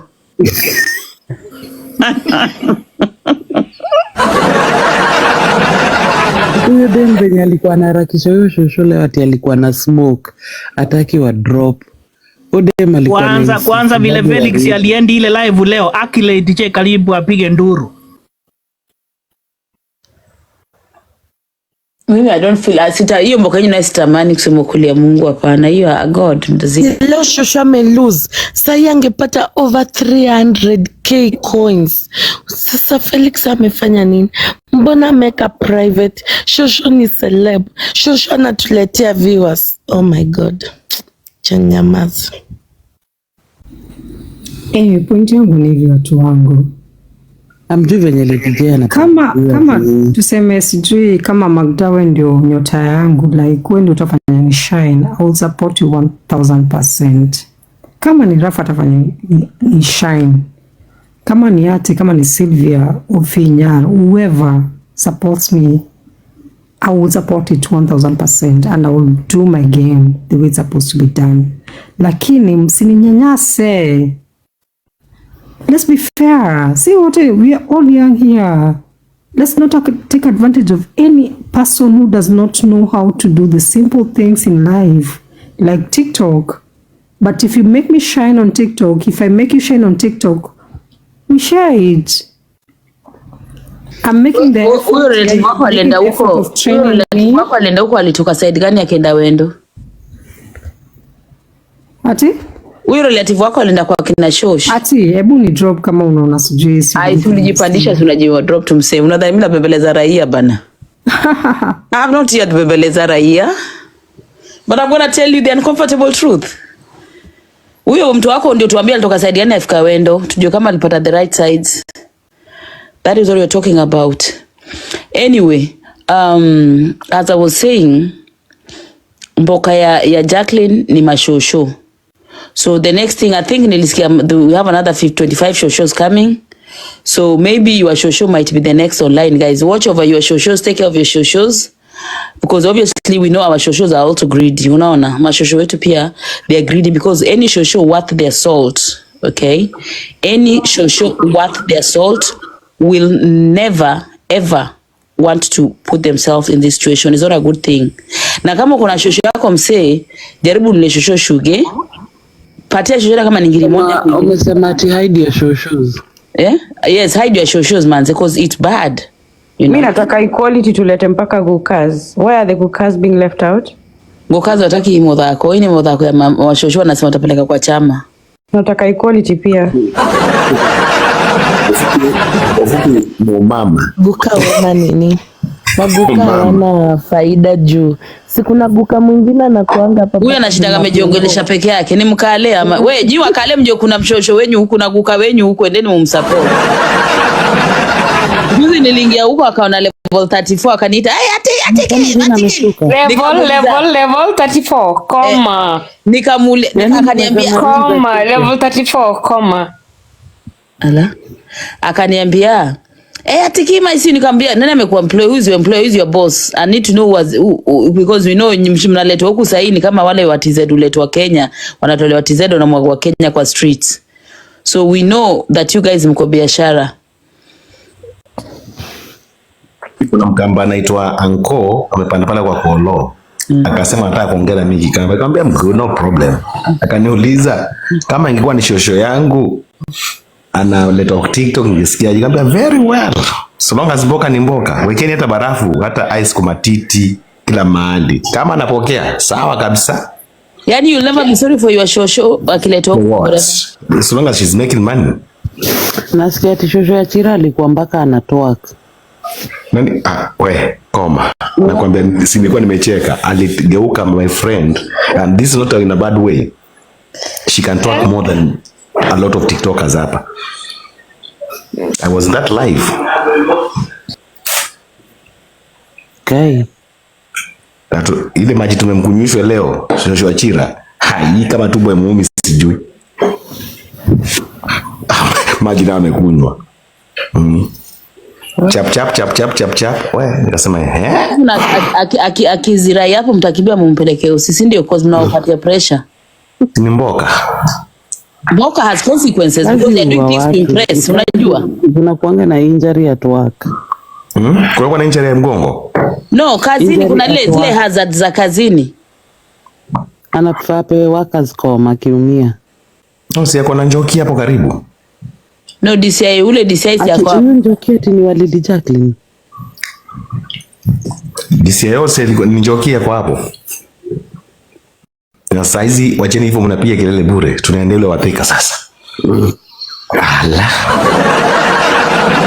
Waleteni wote kwani ni kesho? Guy, hebu sikia Shirukat ati Njekini lele. Wewe koma hebu wacha kwa nini? Wacha kwa homophobic.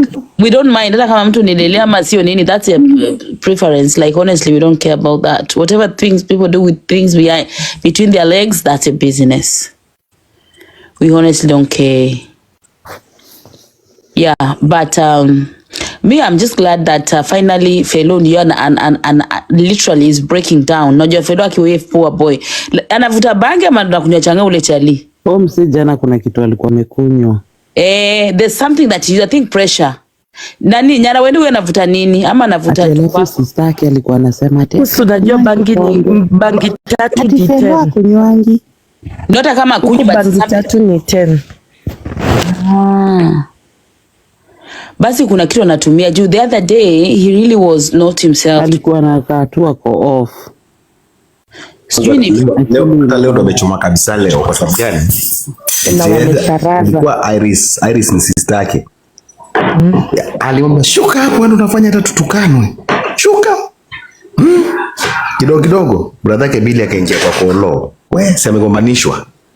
Wewe huyo chali aliingia kwa kolo? Huyo Billy aliingia kwa kolo. Ya kuna mwingine tena? Kuna mwingine. Si kesi tuko nayo. Okay, na si Iris pia alikuwa amefungwa live. Iris alikuwa amefungwa live lakini akaweka private. Juu alikuwa anatetea brother yake. No, alikuwa anasomea brother yake sasa. Hapana, nilikuwa hapo alikuwa anatetea brother yake. So you can tell us because hakuwa anasomea brother yake, alikuwa anasema watu wametumia brother yake vibaya. I was there on that live. Sikiza nikwambia first and foremost. We never knew this Felix ama Iris. Kesi ilikuwa endelea pale. Kina Magda walileta kwa history yetu sasa walikuja kuta story ama. Yes, sikia nikwambie. Kina Magda nilikuwa niko hapo kwa MC Chris. Vitu kama mimi sijui usipandagi. Waka raise eyebrows, wakaanza kusema nyanya wa Harwendo. Nashindwa ni yupi?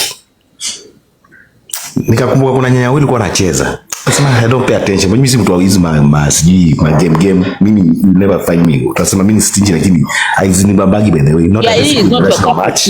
Fair enough like. Not unless ikwe international match. Yani unacheza unajua ile ya dakika 5 sijui nini box. You are 5 minutes I find it so good. Lakini interesting unipata sijui akina Mwiti sijui akina nani, that's not a bad way guys. Yeah, even me those things don't really interest me. Unipati hata ukirishia na mimi utaniona. Hata mimi they're not my cup of tea per se by the way. Because siona kitu ya maana pale. Because nitakugift mara moja hata utaniona. Secondly, alafu tanizoea nisipokugift ninakuwa adui wako. Exactly. So, hao kina Magda ndo tuletea history. Tuletea story. Ikabebwa wakasema iletwe kotini. Ikaletwa kotini out of nowhere. Tukaona Felix na Iris kwanza walikuja. Watu wakawa wamemlemea pale. Wanaambiwa shukisha. Nika stand my ground wambia no. I think hawa watu kuna kitu ya maana na waongea. Magda nadanganyana. Walipoleta huyo Felix. Kuna kitu ya maana na waongea. Watu wamewapinga kabisa. Kuna ka story hapo. Nikasema kuna ka story. Nasema Magda alikuwa nini? Ende alikuwa whistleblower. Mimi ndo yeye alileta akasema wewe ndio sasa umemwachilia. Lakini kuna vile wajua Nyarwendo isipokuwa alikuwa na kiburi. Angejibu tu maswali vizuri, angeweza kila kitu. I can't wait for Calvin Friday. Can I just pick me up? Na pressure nilikuwa napata. Alafu acha nikuambie ile design nilikuwa nimeapproachiwa ni kuna platform unaapproachiwa vibaya but unaprotectiwa. Unaona kama hapa hivi Atty. Kwa kwanza watu walikuwa wananitusi but Atty aliniprotect. Na nikamu-explain juu nini ilikuwa inanipea pressure. Mitmurugi, I think comment section alikuwa anamtukana, alikuwa anatukanwa, so hakuwa na focus. I think it was like her against the world, you know. You see, literally, the thing is, if you want someone to have their time and their say, you make sure don't make them feel comfortable, as in protect them in that other comment section, because comment section is one of the unruly places ever. How wanna demonstrate, they can come at you mad, and the way the host and allow comment section to unruly is the way they come for you, you know. So yeah, let me tell you something. In cases like that, you ignore the comment sections. It's really hard, my friend, if you're not used to this pressure. People are 2.6. Wait, what are tuseme ukweli, guys? 2.6. Magda, hebu tuseme ukweli hapa. Kama haujaezi pressure, kama wewe si Otero msee, hujaizi, can you manage unataka comment section? No, uwezi focus msee. Imagine my comments nakuja mwizi, my friend, you lose your fucking focus. Leteni tuseme ukweli bana. Acha nikwambie, mimi Nyarowendo penye alikosea ni kukula pesa mingi ya Shosho kuliko yenye anampea. Ungekuwa hata mnagawana nusu, watu hata wangekuwa, ungekaa mtu explain vizuri. Ni venye ilikuwa inaka Shosho na yeye unampea pesa kidogo kuliko yenye inakuja. There is a way bado ungekipsho. Nyarowendo na siku ubaya. You could source kudanganyana. Ngoja ati. Yeah. Ngoja tunaongea facts. Nyarowendo you caught nani the wrong way. Hizo tap ni nzuri kabisa. Hizo sijui nini. Mapangale. Very good. Me I used to enjoy it. But hapa kwa akiulizwa swali anajibu, anasema hana watoto walikufa, umemjengea nyumba, umenunua sijui nini, amefanya nini. What's wrong bwana? I don't know kama Nyarowendo alimcoach you, that one I don't. Yes. Oh yes. Kwanza nakumbuka hiyo siku watoto walikufa. Kwenye rapa nasema because unaona kusema watoto walikufa. Shosho unajua alikuwa na watoto 11. Sikiza, Shosho alikuwa na watoto 11 but hakuwa anataka anything ihusike na social media, akaamua aseme tu wamekufa juu hakuwa anataka. Unajua watoto wote wamekufa, wamebaki 3. Sasa kwa ile pressure mlimpia, akaintroduce watoto wake. Unakumbuka? Ngoja kidogo. Unakumbuka ile usiku ulileta Shosh? Aki tukakwambia tunataka kuongea na Shosh. I was there, Magda alikuwa hapo juu. Wewe ukonesha mara moja Shosh hata alikuwa ajui kitu. Sijui mtumania ndudhi akuje. Shosh alikuwa afikiri mboka kaja mapanga. Aliingia kama meza mapanga. Watu huko chini walikuwa nasema si. So kila mtu alikuwa nasema si. Kidogo ukashuka na ukaenda.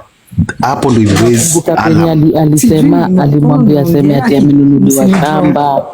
Kidogo akasema wamekodisha. Anyway, let me tell you something. Guys, I think it's the lies that confuse people. The many lies. I wish angekuja tu nasema ukweli, they had to. Alafu zenye wote apate na social media.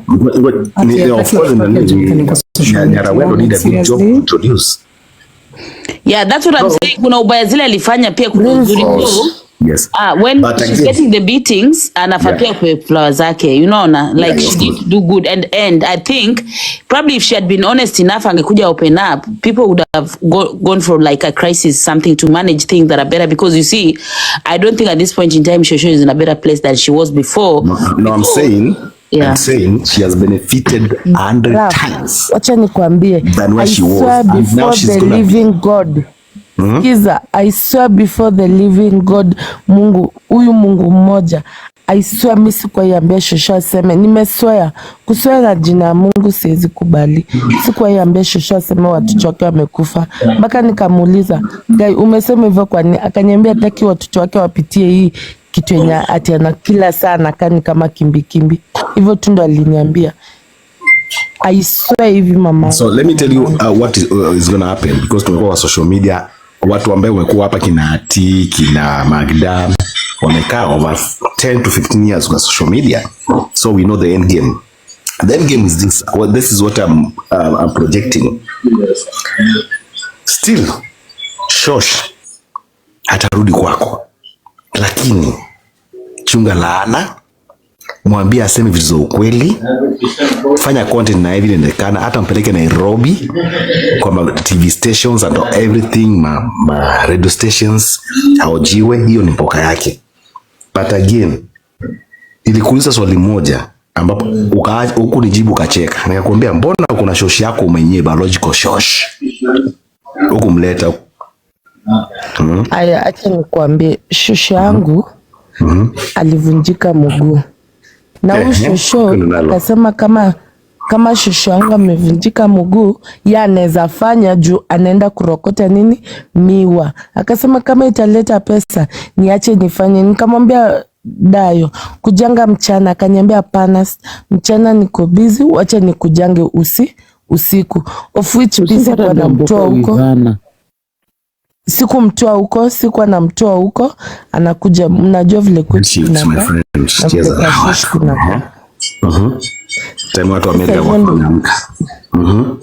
hivyo ndo kulikuwa. Na shoshi yako alipona mguu? Shoshi yangu baada yako kwa kitanda hizi amka. Hadi nikampa simina na mbaia na mfanyia kila haizi simama. Quick recovery. Anyway, vile kunaenda ni vile kunaenda shosh bado tu atakuhitaji na msaidie kwa njia ile unaweza msaidia. Kama ni story ya piano stories za kawaida, tunaweza kuja hapa tukamuuliza shosh, how did you make it when you were growing up? Ulipita wakati wa nini? Mshamkamua mkammaliza. You know me, let me tell you something now. Wacha hizi jokes tunafanyaga hapa. Let me tell you something. Kama kuna kitu naogopa hii dunia ni kula pesa ya mtu. Ya laana hizo. Ya laana. My friend, mimi nikitaka pesa ati. Nakuja kwa social media naambia nataka corona, nataka pombe. I will never gawana pesa ati ya gift. Pesa ya nini? Pesa ya mazishi, pesa ya mgonjwa, pesa ya harusi, pesa ya everything. That is small money. To me, tutapata ngapi? Unipatia alafu kesho inanidhulumu yote. I've never, and I don't get paid by anybody. I just flow with the flow. Nanipata? Yeah. Si saa zote nitakuwa na shida nikipiga na watu juu ya kitu ambacho hata hakinihusu. Yeah, true. No? Inachosha. Alafu nakusana kila mtu juu ya hata ikusaidii. Unanipata? Unaelewa? I get your point. Kwa sababu saa hizi hii ndio kitu kina trend. Yeah, you go with the flow. Panda nalo. Utaachwa hadi nyuma. Very true. Unaelewa? Yeah. Enda nalo. Mimi I don't. Hata mimi ni wale watu ambao wanakuwa very emotional attached na urongo kidogo tu. Unidanganya tu saa hizi uniambia ati nimevunjika pua moja la left. Hey, sema gaki. Gai. Nyasai mocha. Shika hii.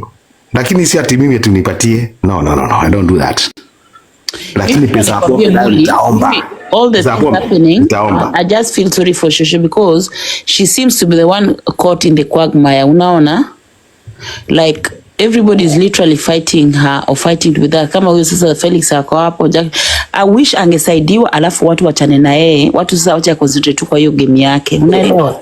Wacha nikwambie kitu. So what's going on right now ni kwamba Lady Jacqueline koti pale imeamua vile ulimleta pale juu, tunataka umtoke venye ulimleta. Kuja hapo announce useme pesa iko hivi. Kesho kuletwe mtu aende aoneshe nani, aoneshe shosh. Hiyo nini ya shosh? Account shosh pesa zilikuwa. Kazi ya Felix ilikuwa gani jameni? Kazi ya Felix ilikuwa ni kazi ya kutrain shosh aondoke. Lakini na train kijana shosh aoneshe shosh. Felix amekoma pale. Video amerudi live mpaka sasa yake kasirika. Akasema atoki hapa ni kwa nyanyangu. Huko ni home. Kwa hivyo wako related na huyo Shosho? No, si mboka. Sasa hebu nikuulize tena mtu mnaenda kutoa tena ende narudi kwa nyumba ya Shosho jameni. Ama mtu sikia nikwambie. So Felix, what is gonna happen? Basi sasa ni kufukuzwa na kufukuzwa lazima. Because yeye anasimama anadanganya watu kwamba hajaipokea hata ndururu. Wallahi billahi, hata kina madawa kwa hapa, kina Nyarawendo kwa hapa. Huyo kijana na dada yake moja kwa moja kalipwa tikiti, wakapewa 10,000, 5,000 na watu kwa platform. Hiyo has been saying, amesema hizo watu walimpatia. Lakini huyo kijana alisema alipewa 20,000 actually. Yeah, hizo amekuwa akisema hata mimi nishasikia. Of course, lakini sasa Rafumuli hiyo kidogo tu Rafumuli hiyo kitu ungesema kwamba because aletwa kotini Lady J anafaa kumwachilia. Magidali jaribu kumwambia hivyo jana, karibu Lady J amwangushe chini because of saying that. Sasa we take time. People Lady Jacqueline mambo yake ni ngumu. Watu kwanza washindane, unaangalia uzito. Sasa Jacqueline hata alikuwa mwachilie leo. But now kukatokea ngoja kidogo atupendagi watu ambao wana overtalk watu wakiongea. Tupate chance please. With all due respect. So ilikuwa hata ameanza kutoka. Lakini pale kwa Kolo kukaletwa jamaa anaitwa Billy. Tunataka kuchimba zaidi. Billy naye anasemekana ndio bwana ya nani? Ya Iris. Unaelewa? So pale tukaona kuna zinapigwa. Nao tukataka kuinsist kama koti, tukataka kuona transactions. Ndio tukaambia Kolo utakuwa kwa hii live kesho, Sinti utakuwa kwa hii live kesho. Watu wote ambao wanajua kwa TikTok. Kuingie mtu live na simu ya Shosha, achukue simu ya Shosha atuoneshe. Sinti akatuonesha video tutafanya. Kafanya ABCD. Now Kolo what he didn't want, he wanted to be pale kwa ground. Unaelewa? Hakuwe pale kwa ground, haangalia zile pesa. Tukasema hala, kumbe hapa sasa hata ni vita vya hii pesa. Juu of course anaweza withdraw ile do, alafu aseme hapana, nilireject ile withdraw. We want transparency pale. Chukua microphone moja kwa moja mwenye ulikuwa unataka kuinterrupt. Chukua microphone, ulikuwa unaniuma mdomo wewe. Unaitwa nani?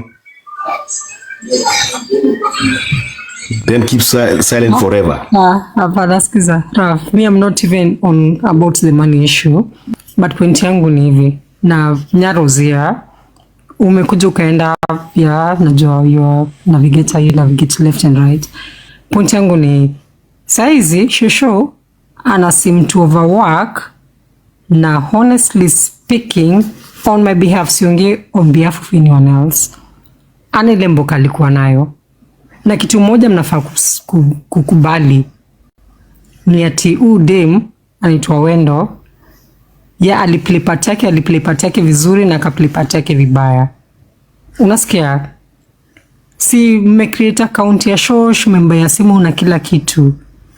Then tukoni pia microphone, like tukoni hiyo platform ya marketing afike mali alikuwa amefika. That's my point. I'm not kwa mtu mwingine pale, you understand all that. You've been repeating that yourself from the word go. Sikiza. Umetokea mtu mwingine, msichana mwingine amekuja pale juu. Akasema anataka kupandishwa, akapandishwa. Kawaida mimi kuna watu wakiinsist wapandishwe, naambiaga Lady yake na moderator pandishe. Hao watu ambao hamtaki waongee wadogo wanakuaga na kitu kwa naongea. Ndio pale juu. Akasema you guys promise Shosh kiti ya kuingia live. Hizi viti za incliners. Zinaitwa incliners, zinaitwa nini za ofisi kubwa? Zinatoka 30,000 40,000. Yeah? Gaming chair. Yes. So watu wakasema kidogo kumbe alikuwa kule kwa Kolo. Walikuwa wameandika enda kuulize hivi. Watu ngina nani? Wakakuja kaambiwa sasa tunataka watu wanataka kujitoa kwa Shosh. Unataka tumchangie tena kama mwache tu vizuri, mwache na gaming. Mimi kama kawaida nikanyamaza, maana sikusikia mahali popote akipromisiwa. Maana I was like, kwani Shosh badala hata mumpromise maisha mazuri, nguo, mna promise mambo ya viti za kuingia live. Unaelewa? Kwa hivyo this thing is bigger than we even thought. That's what tunataka itoke na itoke kabisa. So now suppose yule mama ameachiliwa. Ndio. Because that mama has already been exposed. Kama kina Kolo ataenda pale. Kumbuka Kolo ni yule wa Mbotela. Aende pale atumulikie kila kitu. Ame-expose huyu mama. Huyu mama kesho itakuwa imejulikana kuna pesa fulani. Atty alituambia jana kwamba she knows that place very well, kwamba kuna waizi wa mapanga, vijana watu walala njaa, na kiti kuna Shosho amebeba sijui 300-500k kwa simu. That is why nilikuwa nauliza Kolo, you are even exposing this mom too much. So much. Anyway, tumekuzoea. Hakuna mali uingiagi na tunajua wewe ni project ya nani already. Because ukuja pande hii unaongea hivi, ukirudi pande hii unaongea hivi. Unaelewa vizuri? So that mom security ndio inahitajika. Now court imemwachilia. I would request the other parties now wenye wanapinga wakati kule wanasema pesa imeibiwa, wampatie security na pia wamrudishe kwa mboka vizuri zaidi. What they can do, my advice is work with Nyarwendo. She can manage that mama vile alikuwa na manage mbele. Hawa watu wengine wote wajitoe, ama wale watu ambao kina Kolo na kina Diana Rose na kina nani wachukue huyu mama. But tukua tuambia Jackie jitoe kiroho safi, isije kasemekana wewe ndio ulifanya ABCD. Ukitoka tu kiroho safi toka, mwache. Uko na nyanya yako, kama una nyanya tafuta nyanya mwingine. That is why the court has decided now through the DCIO itaendea nyanya wa Thika. Thank you, very important. Chekesha. No, Raf. That is being super unfair. Kwa sababu ya nini? Mama kotieni actually ndio imebringwa ring light ya Kenyan TikTokers, Kenya gamers. I support who I supported, I support what everyone does as long as it's right. Amwezi mwatilia tu hivi, amwezi mpata sijui ako Sky 9 alafu mumrudishe kwa Sky 1 ati sijui mnatilia nani the same way you people, which I accept, I appreciate and I honestly respect. Mlimtoa kwa rimlight, msijaribu kumwatilia chini hivi. Like what you're saying ama what the court said, it is totally wrong. Mlimpata na ndio mkamsupport, mumrudishe hapo alafu mwatie akiwa hapo Cloud 9. Thank you very much. Let me answer that and I will answer in a way that will please my Lord and will please my God. Unasema tumrudishe mali tulimpata. Tutamrudisha kwa Nyarwendo kesho.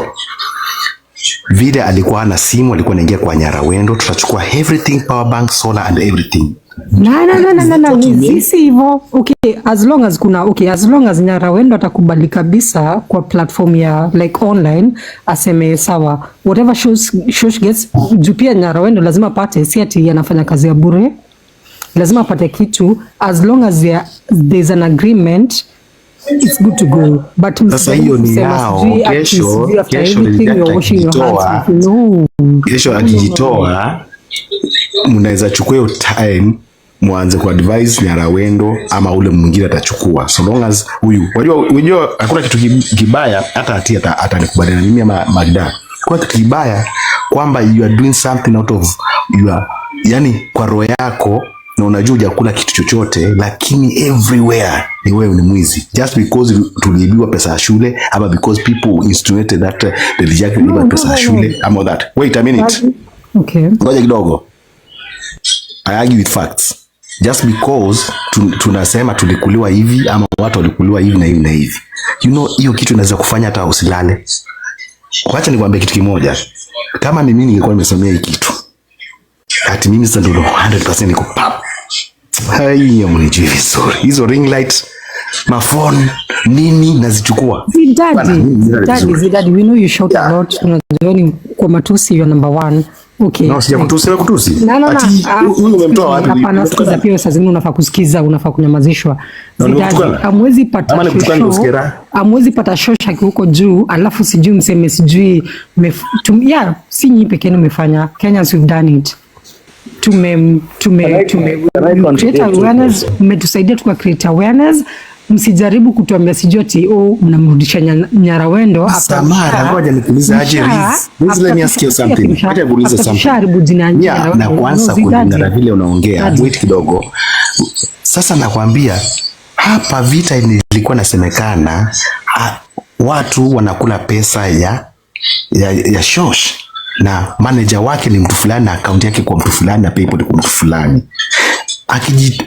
Sasa akijitoa hataki tena hajitoe. What do you people want? Mjibu tu mami. Can I contribute? Yes. Can I contribute, please? Different voice, please. Okay. Yeah, guys, asanteni for the nafasi ya kuongea. What happened to humanity on the Kenyan TikTok? Tenda mema nenda zako.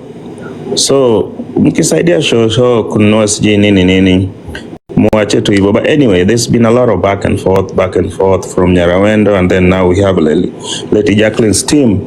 But I believe the biggest thing, yes, you all know, is money. And just my opinion, I actually don't believe in child labor. Elderly labor. But we all know that Nimboka, and it's this economical. Kenya, nyumbani iko mbaya, people ushago kuna njaa. So on that ground, maybe Shosho akifanya hiyo mboka yake, but I believe Nyarawendo was the best candidate. She was talented in training Shosho. Alileta Shosho in the limelight. The only thing I think alifanya mbaya ni hiyo accountability. Hapo ndio alikuwa mbaya. But nobody can sit on this platform and tell me that LJ now is the best candidate. No. So this with LJ's team and LJ, I believe it's even going to be worse. So myself, LJ is out of that team. Yeah, myself. Not there again, right? Ralph Murray, I wanted to ask you as the judge. I've been in your court, sometimes. What is so hard? Villari back and forth, Kinakolo, everybody else is calling out your boss. What is hard for us just to stand up? Let me just land. I don't have a boss, brother. Oh, you are the judge, you are the chief justice. How can a prosecutor be my boss? Self-proclaimed manager. She said she's the manager of what is so hard? It's so much pressure. I know, I've been around the block. I know she's the best fundraiser. She's the millionaire. She's the best of the best. What is so just hard for her to just wash her hand and leave? That is what. No, you talk too much. That is what you've not been following. That is what she's doing after. Are you sure she's going to do that? Yes. Tomorrow, sure? She was supposed to do today. Can I take your word for that? Anyway, let me start with this. And ask me tomorrow, same time. And I believe alikuwa kuacha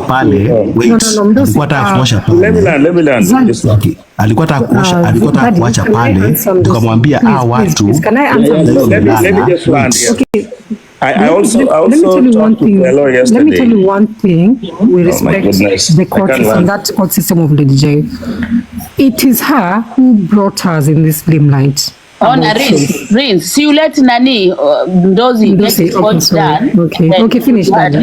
Yeah, someone else's opinion. Thank you. Yeah. So, and then I also have been on different platform when a fellow was now going, to all jumping up and down in platform. I told him, bro, just be very, very careful. You haven't been around the block on this platform from Facebook or up to here. You don't know what's going to happen. I advised him. I told him, bro, come on, just do your thing and do not overstay there.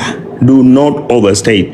Train even Alma, Shosho's kids, whatever, sons, whatever, and then wash your and get out of it. But this guy also get, ameona kuna nini mboka huko. Yeye pia hataki kutoka. Because leo, Jacqueline alikuwa namuuliza Kijaluo, ati, si utoke tu, alikuwa namuuliza, si uoga sani de, ati alikuwa namuuliza, si utoke tu, nataka tu utoke sahi.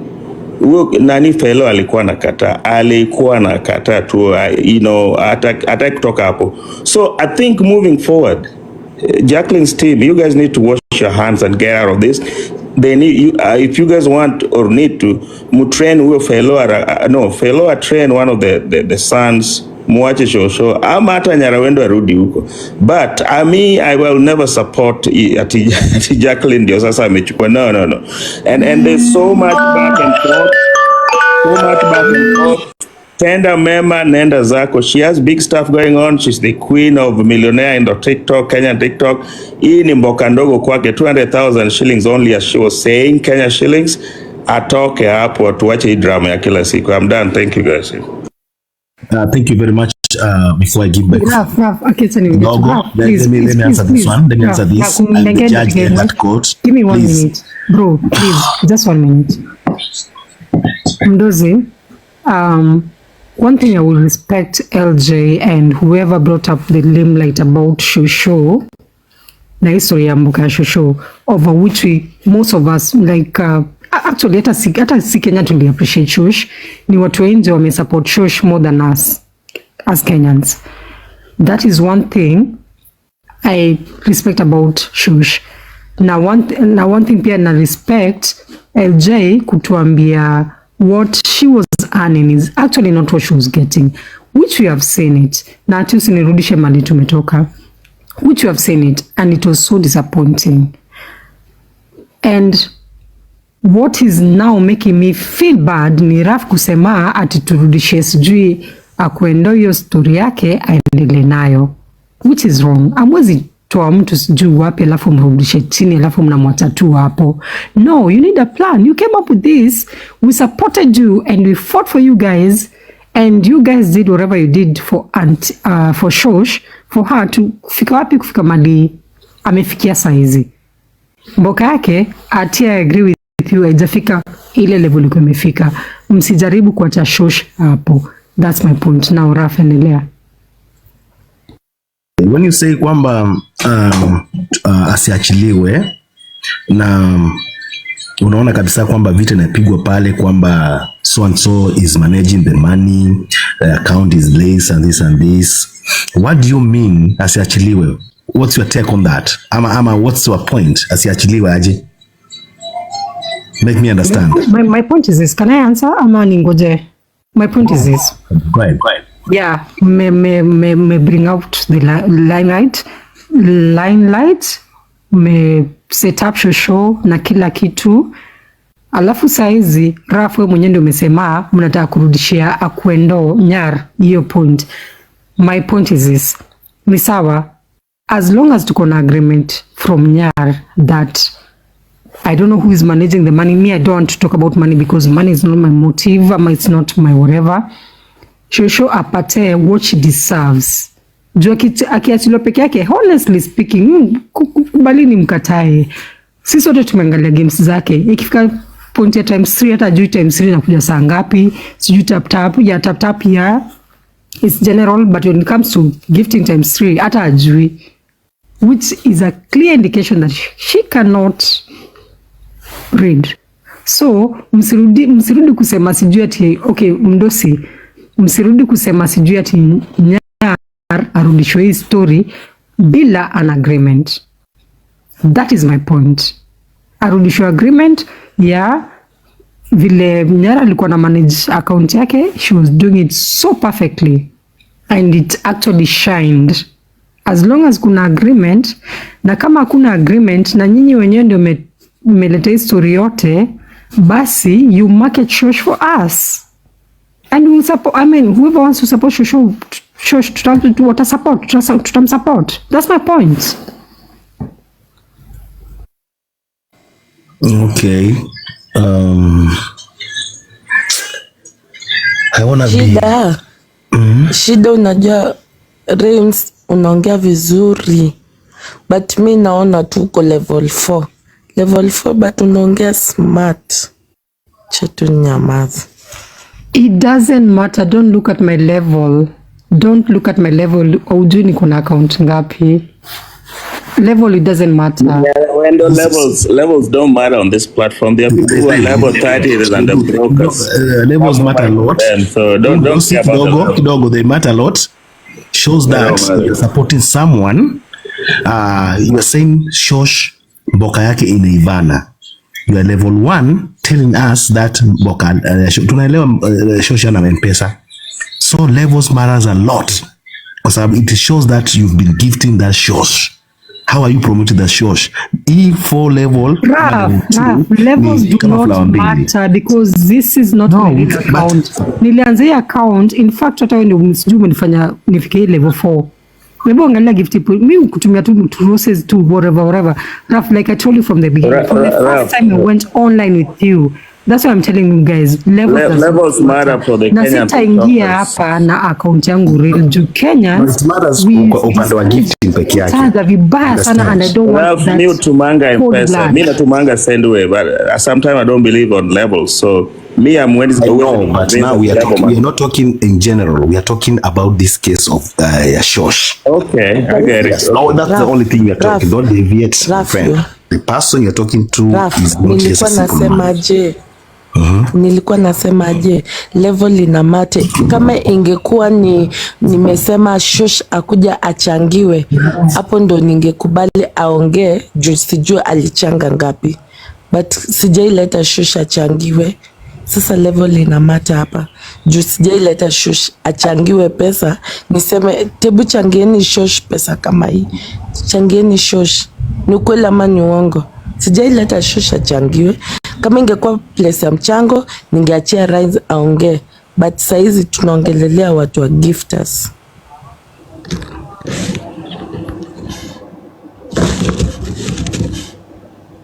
Rise umejibiwa hapo na Nyarawendo. Hapana. Let me just say something. Hi, happy new year, happy 2020. Unakosea. Ngoja kidogo niongeleshe gifter wangu tafadhali. Abindoro sijamuona for a long time, so nimemuona leo hapa and I'm just saying hi. I hope you're well. Thank you. Tukomboka na pia tuko story. Thank you. At the same point, guys, let me take this opportunity niweze kusalimiana pia. Most of gifters hapa ni kama tunaibianaga, tunashindianaga, lakini mimi sinaga gifters, lakini vize mwene mwanondoro vize ho uzangamika jeruwe were utototo. Haya, tunenalo ala na sisema na Kiswahili tusikie umesema ni jameni. Usianze kusema Abindoro. Me in fact is the whole of that last year, this year ndio nimemuona, last year yote sijamuona by the way, and it really comes to me, so I've only seen him for after a long time ndio nimemuona. That's why I've acknowledged. Msalimia nikamwambia happy new year na amepotea sana. I hope yuko poa. Hebu comment section niambieni kama ni ukweli hivyo ama nadanganywa na Munu. Nyamuru ni mkora. Oh, ni salamu. Oh, okay. Yeah. By that time he's been for a long time. That's why I wanted to say hi to him. Thank you so much, Abby. Let's begin today. Ni kama kuna weli natoka mahali. Ni nani huyo amefanya hivyo? Nimesikia nikastuka nikaangalia weli. Twende nalo. Sasa siombe tu directly. Unajifanya utaki na unataka siombe tu weli, mwambie kama kuenda kutumia bro. Unajua ile kimekula jamii. Mimi mimi si mtu wa kuomba vitu, lakini ninaomba sasa hivi niko na match tarehe 15. Okay, basi niko na match tarehe 15. Jamani tu tafadhali nakubali kwa nini? Niko na match tarehe 15 ya Vivian V. Where do you expect me nitoe pesa? Yeah, and by the way, speaking of which, guys, Vivian V, a lot of you probably know me and V, we come a long way. We have our difference and all that, but this is a woman that is so special to me. Amepigwa vita sana hii TikTok, guys. Amepigwa vita mpaka nilimwambia mrembo kaa kando, you know. Hii TikTok kuna kuwa na shida, kuna problem ya gifting. Watu kama unapewa ni mbaya, lakini mwingine wakipewa ni sawa. So a lot of people watakuchukia, they'll hit you, they'll call you names because it's you. But if it's them or someone else, sometimes they think that you don't deserve. That is one of the issues here. They don't know that the heart what the heart wants, right?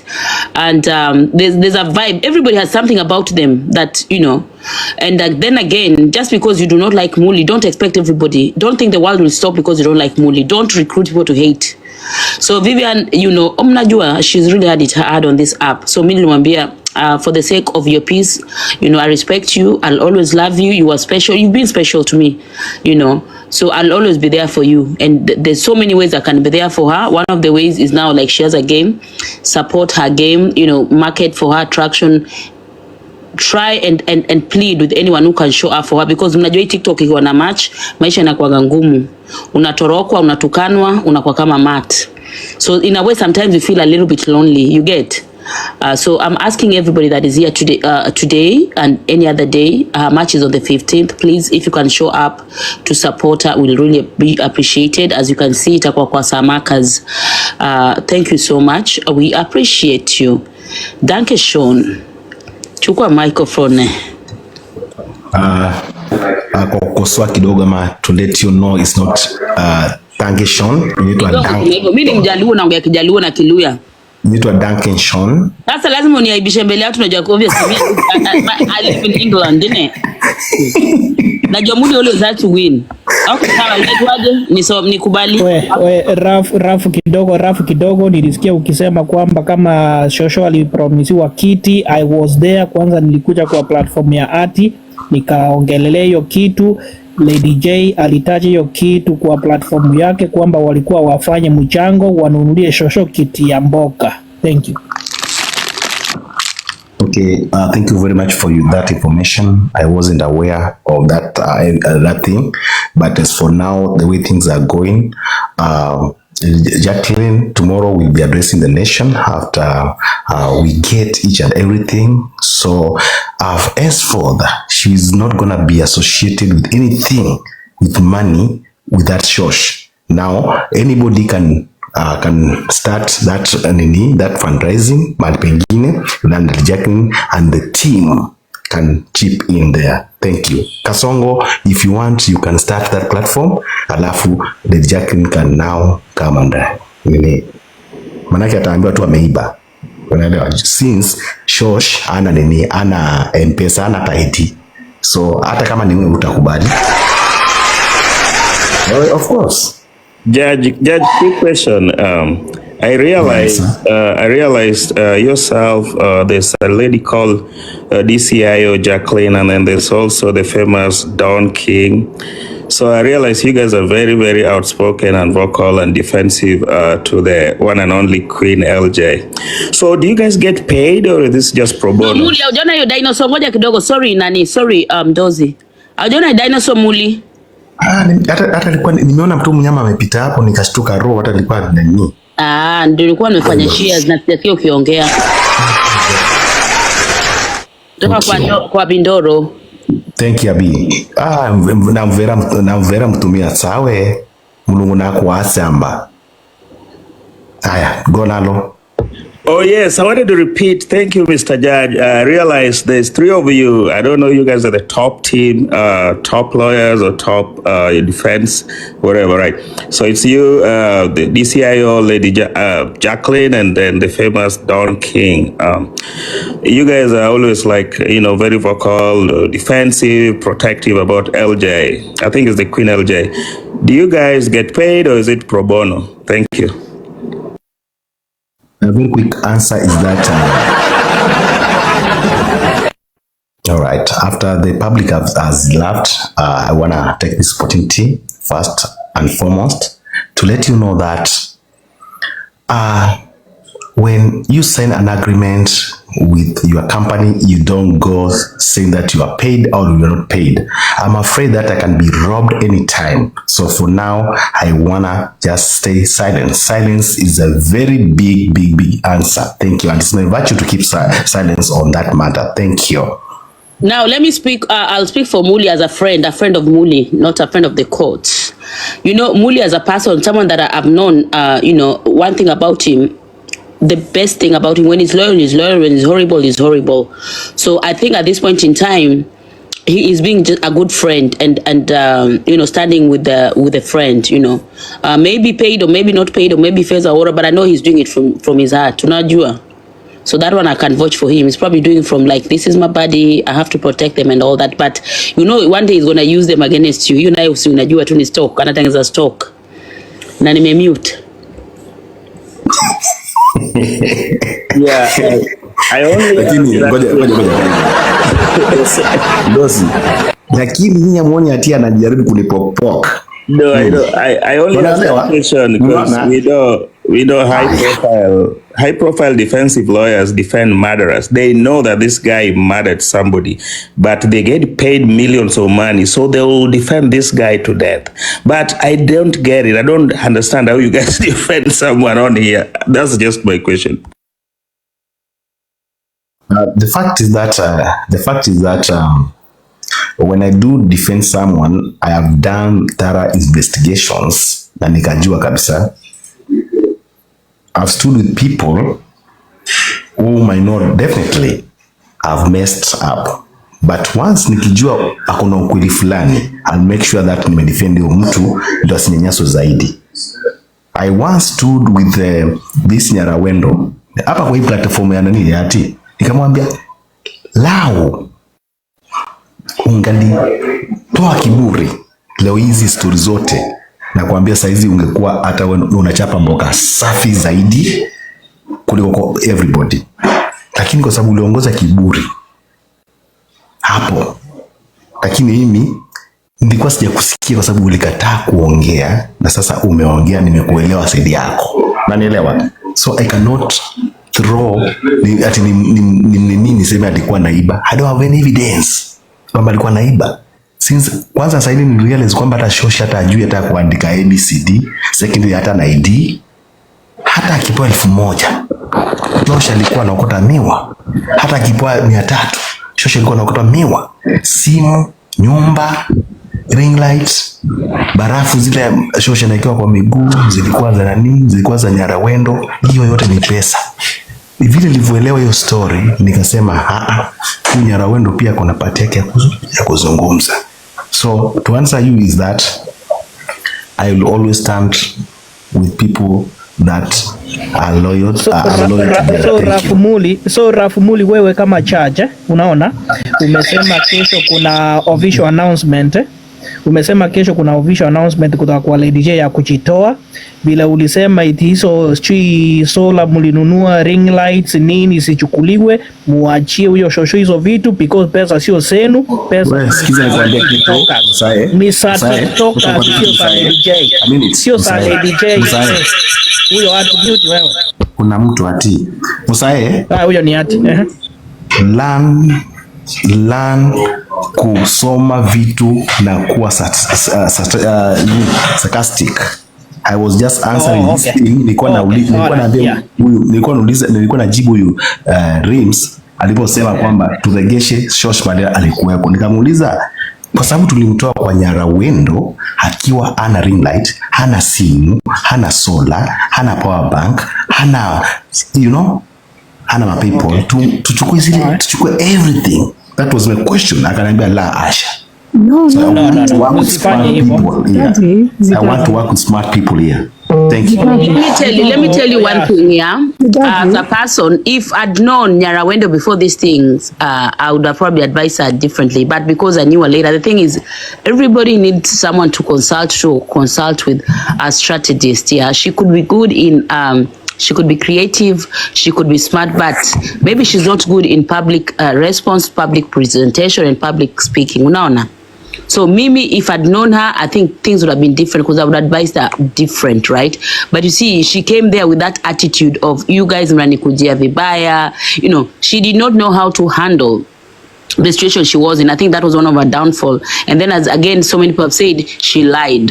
So these are things that made people mad. If she had just been honest, came there clean, aka open up, akasema things the way they were, then I think the public would have been a little bit fair to her. The reason why a lot of people have been mad at her is because the first approach is everything, right? And then people had to go and find out all these lies. So anything she says basically right now, a lot of people will construe them to be lies. That is, I think, the mistake she did.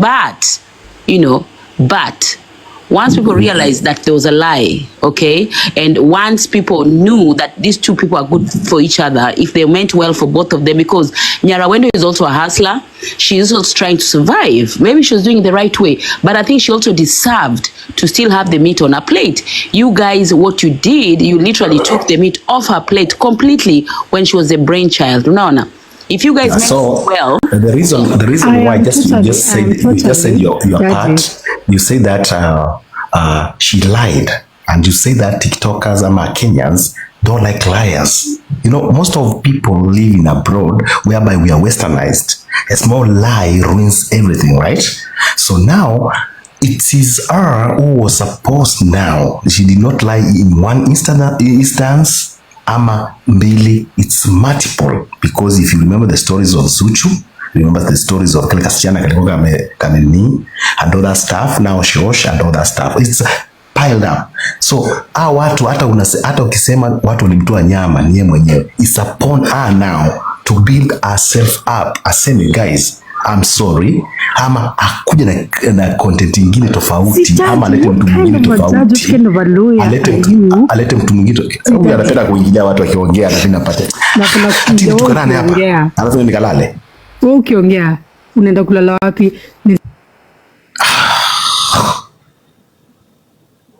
Alafu nikipelekwa jela mnaanza kuniambia hatutaka kuchangia tutoke. Na chapaga wanawake. Na sichukui dakika 2. So ikiwa hivyo hata shanipoteza. Chukua microphone. Man.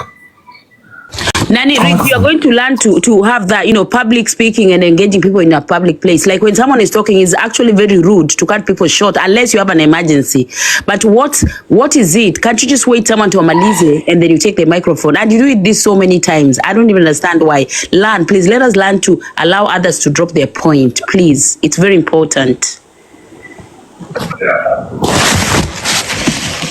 Yes, so it's all them in creative sana. If she can come with people like Zuchu, come with people like Shosh, she showed us a lot of videos hapa kwa Atty that she does. Ametuletea mpaka mbilikimo, ametuletea mpaka watu wengine wako na mikono 3, different things. But again, ningekuomba hivi, anywhere you go, make sure that umecheck na umesema ukweli. Haki kama ningekuwa wewe, saa hizi ningekuwa napeleka gari yangu kina Masafi, kina Tizian, because people would have loved you so much. Ungesema mimi nimepata ushosh akiokota miwa. Nimempenda kama nyanya yangu. Actually niko na nyanya yangu. But nimemchukua na mwambiaga akuje hapa tukae tunapika, tunachapa mboka kesho asubuhi kwa sababu naona anaishi peke yake hivi ABCD. There are those small lies. Zara si lies, those small enticing kuweka tuka spice kadogo.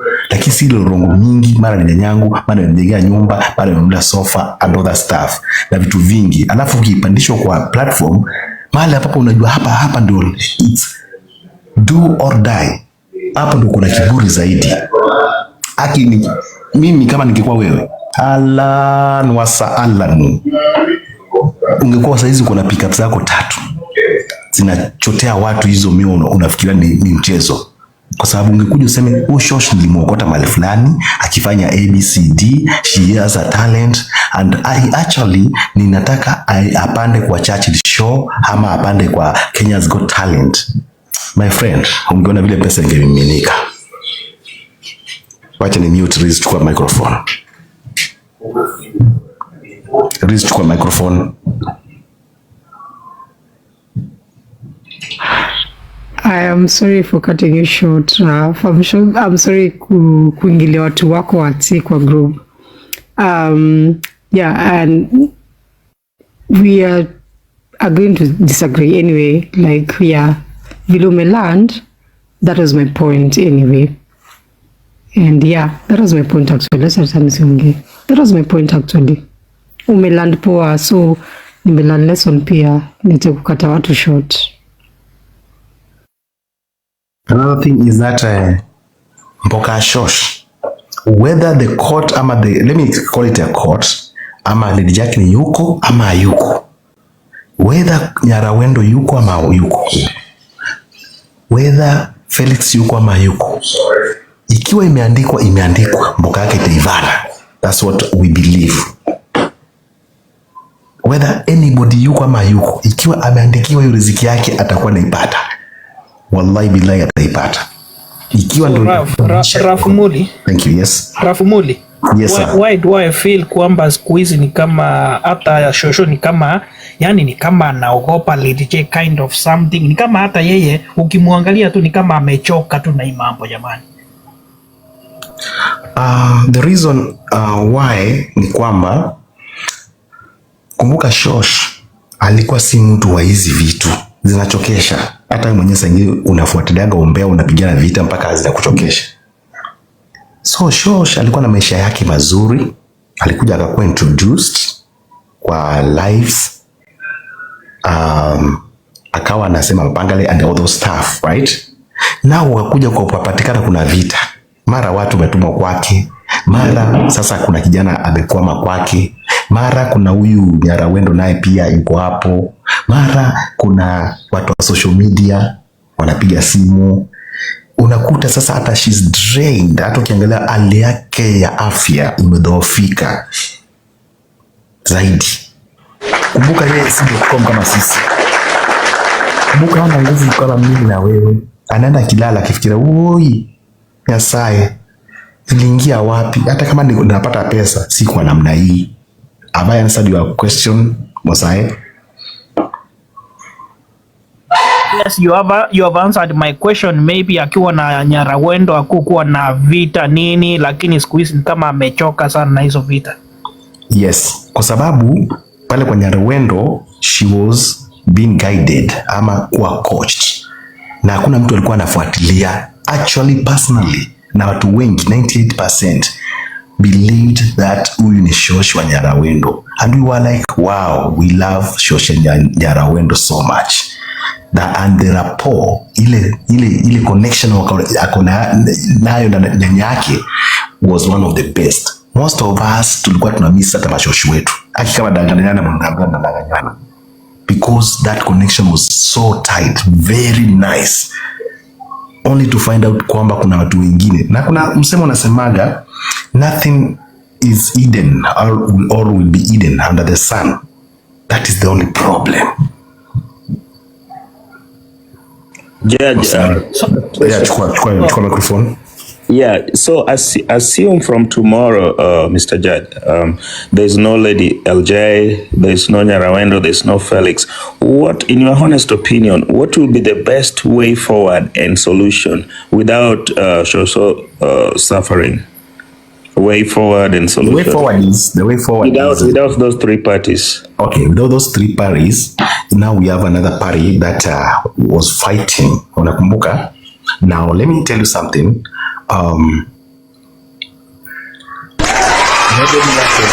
Nobody wanted pale kwele koti, and I was against it. Nobody wanted anything to do with Shosh. They wanted her to deal with Nani, to deal with Nyarawendo. But again, I think everybody overpowered Nyarawendo, right? Because people were concerned. My concern was, hata kama kuna recordings mnaweza zipull, my concern was wale watoto peke yake. To me, I thought that is too much for Shosh kuwa kwa mizima drama nene. Little did I know that. And that one I can testify or attest kwamba I was against this kitu ama BS inaitwa ya Shosh akue kwa social media saa yote. To me, I thought she should rest. If people do mchango once and for all, if she's doing mboka kwa sababu ya shida fulani once and for all, and then from there. But again, what happened? What happened? So what happened? Shosh was brought again in the limelight. Akaambiwa anaweza ingia live. Unaelewa? Anunue ring lights. And I was against that, and I can say that without no fear of anything, no shadow of any fear. Kwamba niliona haya ni mateso. Mpaka niliuliza kwa live. Hai jamani, watu watakufia live kama wanawekewa barafu kwa maji. What is the problem? Shida ya Shosh kubwa ni gani? Tuambiwe ni ABCD. But mboka, how long will the mboka stay? Ama last for? That is what I asked. Pale kwa platform, juzi wakupagi mtu mimi. So yes, to answer you Ndosi, ni kwamba Shosh will still go on if she is passionate, if akona passion ya kuchapa mboka. To her, maybe she wanted to do is a fun, but akaambiwa kuna pesa. Juu kama angeambiwa, hata kama angeambiwa hakuna pesa, still she would have done it because anajiona kwa TV. Have I answered you Ndosi? Yeah, unajibu swali mzuri sana, and yeah, what you said. So thank you, because tuseme kwa mfano Mdosi, if this Shosh was told kwamba hii tu ni mchezo tunachezaga tu hapa, she wouldn't have done anything like TikTok, kuna pesa. But again, I want to give flowers to Nyarawendo. She even told Shosh, tunapataga pesa fulani, na tukipata hii utakuwa unapata hii. Who doesn't want money? She will pay her chamas, her merry-go-round. She can do ABCD with that money. But again, what if Nyarawendo told this Shosh, hii ni ile mchezo unaonaga kwa TV huko. Tunacheza hapa. And then Nyarawendo anachapa hiyo pesa yote kaput. Kuna watu wako na hiyo roho. So yes, Shosh bila hizo pati zote, kama akona nini, akona nyota, akona nyota. And again we have the team of Kinakolo. They can, wanaweza hata mleta Nairobi bedewe Runda, wakamkodisha nyumba pale, akachapia mboka mali kuna stima, mahali kuko fit wa mtu huko kuna katakata wa mapanga. So again, yes, she can do it. Thank you. I think my last brief comment is, Mr. Judge, I think your leader or self-proclaimed manager have the access to the PayPal account. I think so. What do you think? Pardon? I think or believe that, your so-called self-proclaimed manager has access to PayPal account. As far as I know, ni kwamba the PayPal access iko na mtoto wa Shosh. Na Lady Jacqueline ana access ya hiyo PayPal. Actually kuna jamaa alikuwa anajiita Famous King ambaye alikuja clarify pale ndani, na kweli it was done on live. Wakawafunza huyo kijana wa Shosh kufungua PayPal. So Lady Jacqueline doesn't have anything. Na hata kama angekuwa nayo still tungeoneshwa ikiwithdrawiwa. Now remember that nikiwa mimi niko na account yako, huwezi withdraw pesa yangu. Not unless I change everything. So Shosh pale hata ana ID.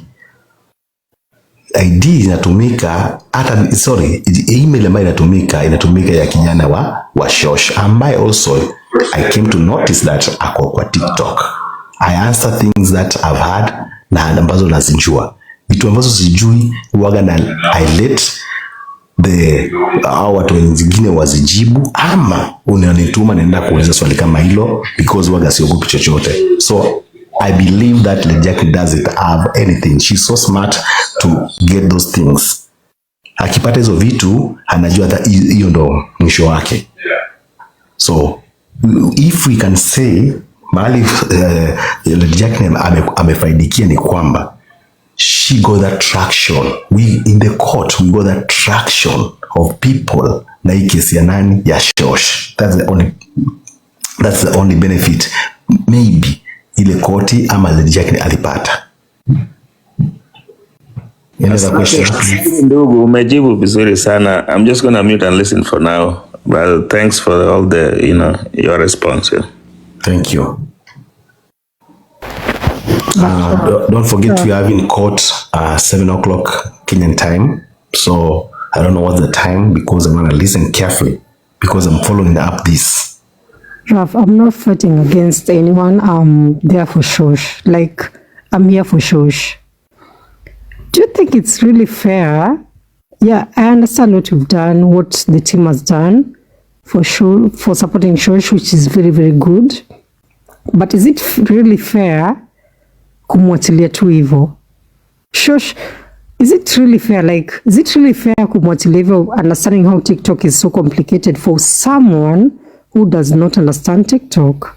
Can you answer this, please, kindly? Now look at it here, right? People have been asking. People have been asking, even in my own dialect, I was asked, Raf, Zidadi, how would you feel if your Shosh went through all this? True to be honest, I would feel so bad. But because I'm on TikTok, I have to answer the way they want it to be answered. I told them, I feel nothing. Akitaka kuwekwa barafu za matiti awekwe. Of course, I'm a human being. I would feel so bad. But again, Shosh aachiliwi bure. Shosh pale kwa akaunti yake so far, nitumanisha screenshot, hakuna almost 269,000. Atakuwa anachiliwa bure, na bado tunataka confirm zaidi, because kuna watu gamers wamekuja katuambia pesa kidogo, at least ifike 350. Atakuwa hajachiliwa bure. Now, what people should do, ama kama kuna huyu kijana wake ni mwerevu, wakienda wakitoa zile pesa, Shosha kidecide sasa atakuwa anacheza game, atakuwa amefaidika, atakuwa hajaachiliwa. Lakini there is also one way ya kujiprotect. You can't be called every time bad names because ya kitu na maadui wako, kwa sababu ni wewe uko nayo. I'm very sure if today is Atty who took this, is someone who has never been involved with the mambo ya mchango, story ingekuwa tofauti na huyo Shosha angekuwa julikani zaidi. Lakini kwa sababu ni Jacqueline na kuna history fulani watu wamekuwa wakimpiga kwa sababu ya shule na nini, of course lazima. Ingekuwa ni mimi nimemchukua Shosh kwa platform yangu, because I don't have any history ya ati najenga shule ama naibia watu ama nafanya nini, Shosha hata ingekuwa julikani, kulikuwa kuna hata vita. But because it's Lady Jacqueline, lazima kukuwe na vita. The best way of Lady Jacqueline is to stay away from this. A focus is draining. Alafu Shosha atachukuliwa na wale watu ambao they think they can uplift Shosh. Lady Jacqueline can only support from a distance, asijinvolve kwamba ati huyu peleka wewe katrain huyu, peleka wewe katrain huyu. Kama ni game, Shosh Lady Jacqueline anaweza mgift. Kama kuna mchango, Lady Jacqueline anaweza mgift, person anaweza mgift and all that. It's not that anaachiliwa. Have I answered well? Muli, can I say something now? Yes, go ahead. Looking at it on a different perspective, because obviously, yes, I'm sure we all want the best for this show, right? Because, yes, you know, how about now people start looking from a point of sustainability, okay? Because nothing lasts forever, right? Yeah. She has this money, almost 300,000. Now, it's okay to play as a hobby so that it does not look like it's a source of income. How about now, if she can set up like a business, something that will not only give her dignity back, but also engage her in a money-making scheme, rather than coming here on TikTok, and all the dramas that have happened here. And then still, she can maybe comes once a week. She can come and do this as a hobby, you know, it will help her to top up a business. But she goes back to living a normal life where she can eat at her own time, sleep at her own time, just get her back to being the Shosho. Because I think the reason why she came on TikTok was because of poverty. Any woman, any Shosho at that age, any of us that have a people that we can sustain them, we'll never allow them to come and tap. The reason why she came here is because of poverty. I think that is the point. She didn't come here because of fun. She came here because she thought she could make a few coins. Now that she's made a few coins, okay, how can we make her you know, survival sustainable? How about now you people managing or supporting or giving advice, you know, support her to get a business. You know, business will keep her busy. She'll go back to a normal life like everybody else. Go to sleep when old people are supposed to sleep. Wake up, do her things for a village, and then maybe do a business, whatever business there is, because there's a lot of variety. And then mambo ya kutap, hata kama anakuja tu once a week, kama hobby sasa. Tunajua Fridays, Shosho usually comes, I'm going to support Shosho. Unaona? So she gets her life back. This lady, I don't know how old she is, but I think the drama around everything is not good for her. As even my own Shosho, I'm talking as someone that is talking on behalf of their Shosho, because if my Shosho is in that place, I would never want her to go longer on this thing. It's not good for her mentally, emotionally, even her security, you know. And I think at this point, she doesn't have the power to say no or to give her opinion, because unajua mtu anasaidiwa, saa zingine mtu anaogopa kuongea. Unaona? So I'm thinking the what was it doesn't someone else getting her. I don't think it's a good idea, because now she looks like a commodity. She's being tossed from one hand to another. Unaona?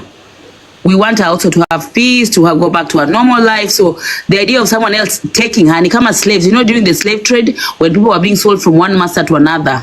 Okay, I feel so bad. It reminds me so much about the slavery and the way people were sold from one master to another, or tossed from one master. This is just my opinion, because a lot of people are looking at it from a point of, oh, we are letting the person who's having her. No, I don't think anybody needs to have her now.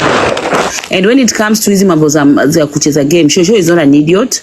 Watu wake sio an idiot. Nini match is so easy. open to life. We don't need somebody else there to go and suffocate her. And I think even fellow being there must be so uncomfortable. And then, security-wise, Mimi, I would never allow my Shosho to sleep with a random man. I don't know I don't know where he sleeps, but I would feel uncomfortable. But that's just me, unaona.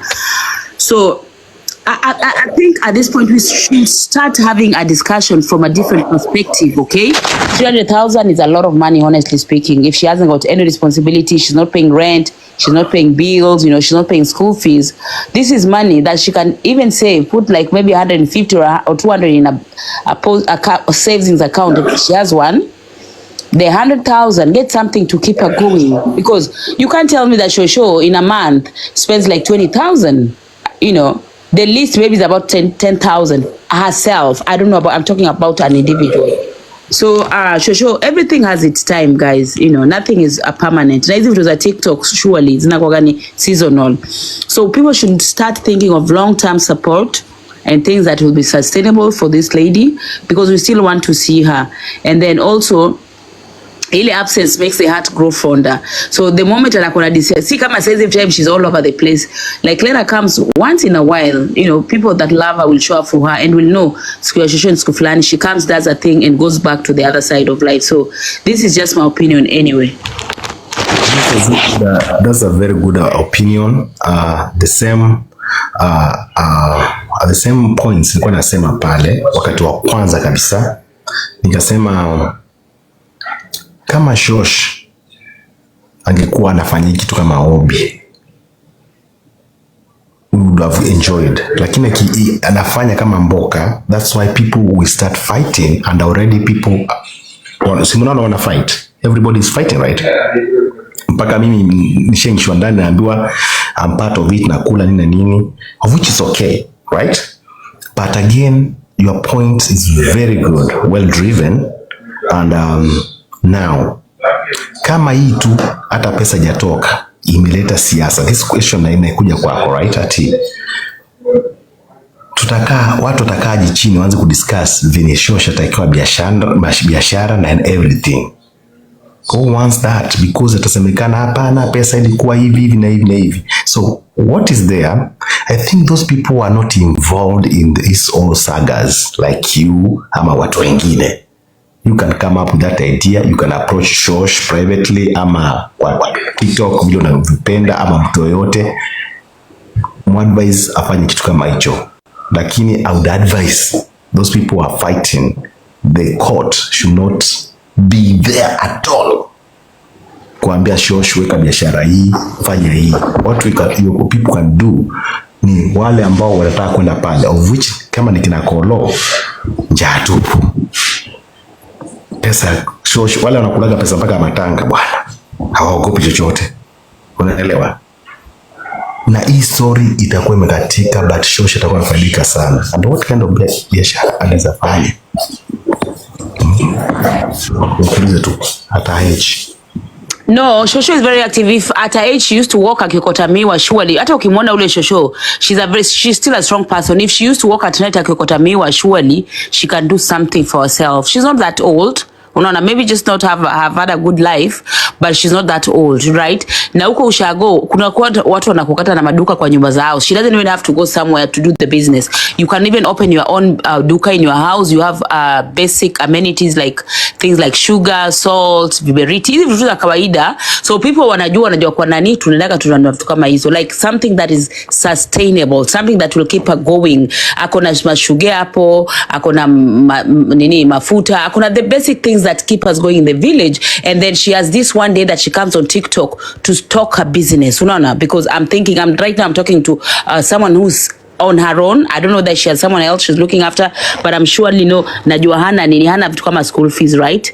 So hizo vitu bado tu zake ndio atakuwa anatoa shuge hapa, utaka shuge, unaona, akitaka kitu kama majani. You see, basically the basics that we need, because those are the things that keep us going. She has a house already, she has seats, you know, she has the basic needs allow her to have a basic village life, unaona. And then when you talk about Atty include watu, realistically speaking, I don't think Shosho is that daft. Kama akona chama, if she's a Shosho that can even maintain a chama, she's not that daft. People have taken away so much of our power. Our mashosho wetu wanakuwaga so smart. They're very good people. So I don't think she even need anybody to be involved. You people make like Shosho ni mjinga, ana akili afikiri, is because her voice has been stifled so much that people see her as this person with no sense, that cannot even reason. Listen, this is someone that goes to Tanzania and comes back to Kenya. This is someone that has lived all her years without the help of TikTokers or vimenyi. Wale wanaona Shosho ni kama mtu ako incapacitated.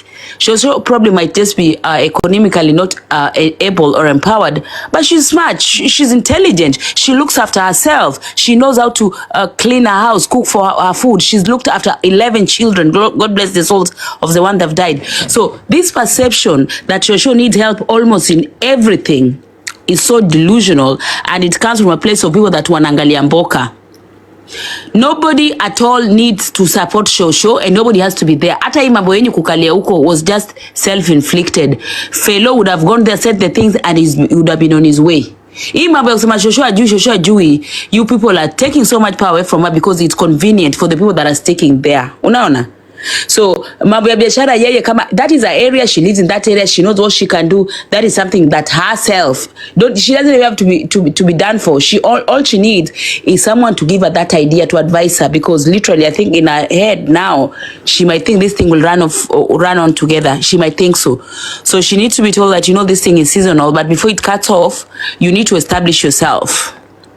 We know so many people that earn so much on TikTok, but they had no plan. Yeah. So I think that's a very good advice. The reason why we muted all is because the bloggers are here, are recording, and I think that is a very, very good advice, because you've advised her. Actually, what you did, you've really advised her, and I know everything will be translated to her.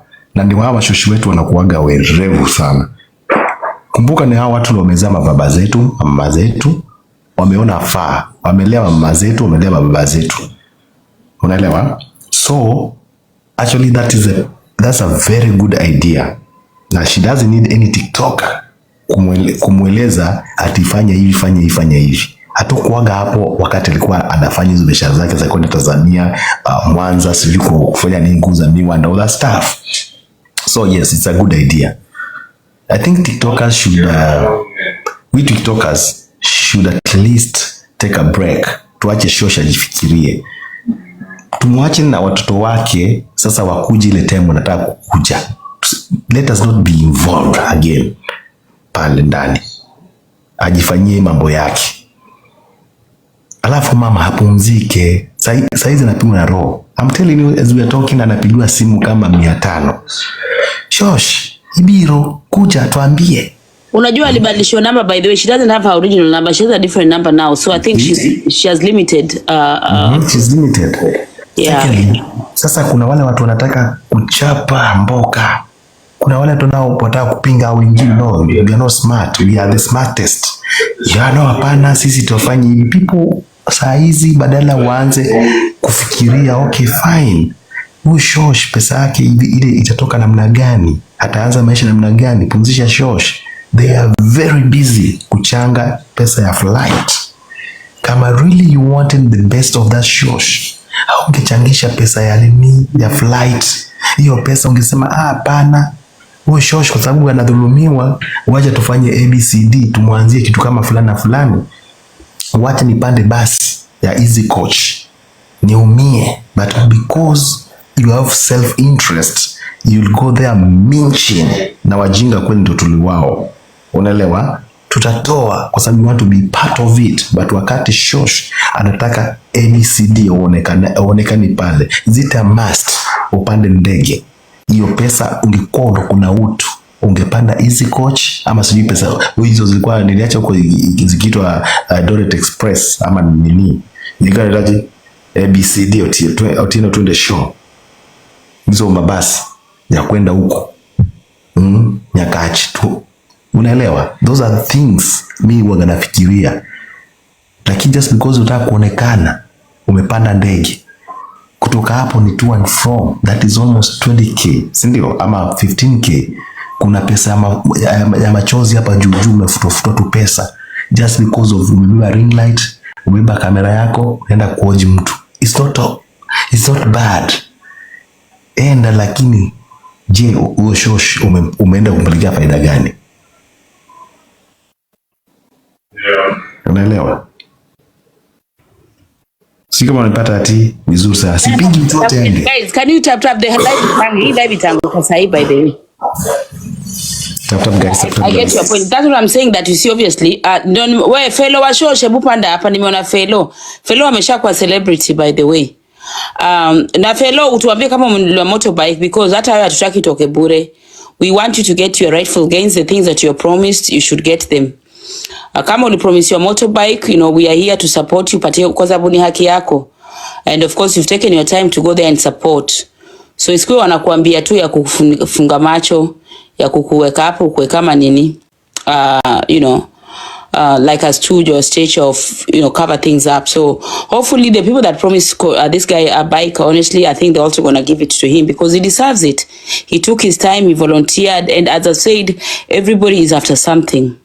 Okay, nobody's doing these things for free. Everybody's either for traction, money, fake empathy and stuff like that, as it is on TikTok. Yeah. But either way, I just hope that this lady is allowed to now just live her life, guys. We've given a lot of, I think she's probably gotten more pain than anything else, because imagine kila siku drama juu ya jina yako. Every day people have drama, watu wanakupigia, watu wanafanya nini. It's crazy. It's absolutely crazy, and it's not worth it. I swear to God. Poverty, guys, anything else but poverty, because why not for poverty, this lady wouldn't have been dragged left, right and center. So nani niwe Nyarwendo kama former manager wa Shosh, maybe hata wewe umeona vitu zina happen. What do you think as yourself? How can we best, because we all want the best for Shosho.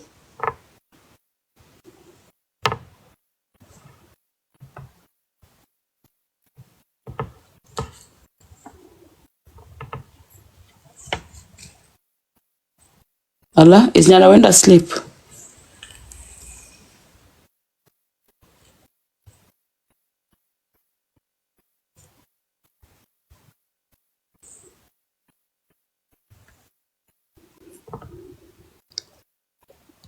Nyarwendo umelala? Magda? Allah? Kasongo?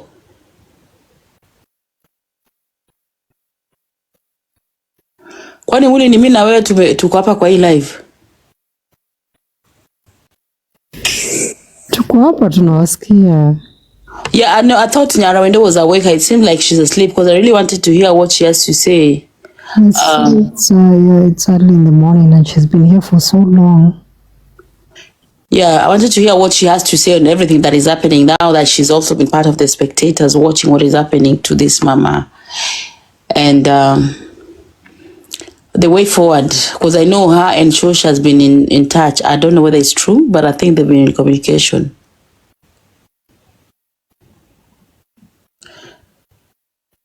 So Muli, continue your answer. I think it's 7 Kenyan time now. Muli, let me ask you a question. But we do appreciate what Nyarwendo did, like bringing Shosh in the limelight, yeah? Or then, yes or no? Muli, Zidadi pia ameenda. Allah. See, he's just spoken a few minutes. They're supposed to have a court in a few.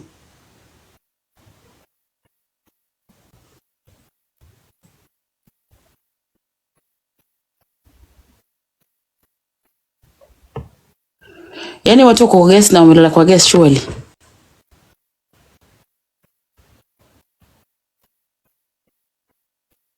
Rafmuli.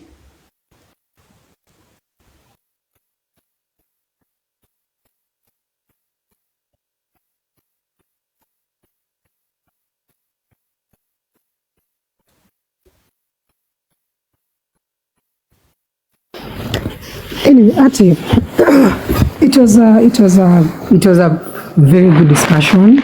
Yeah, thank you so much for coming up. Yeah. You know, Rafulata to stories za nani Windrose, I needed us to give me an update na Windrose. You kama amelala. Opinion umelala hata wewe? Did you have any updates on Windrose today?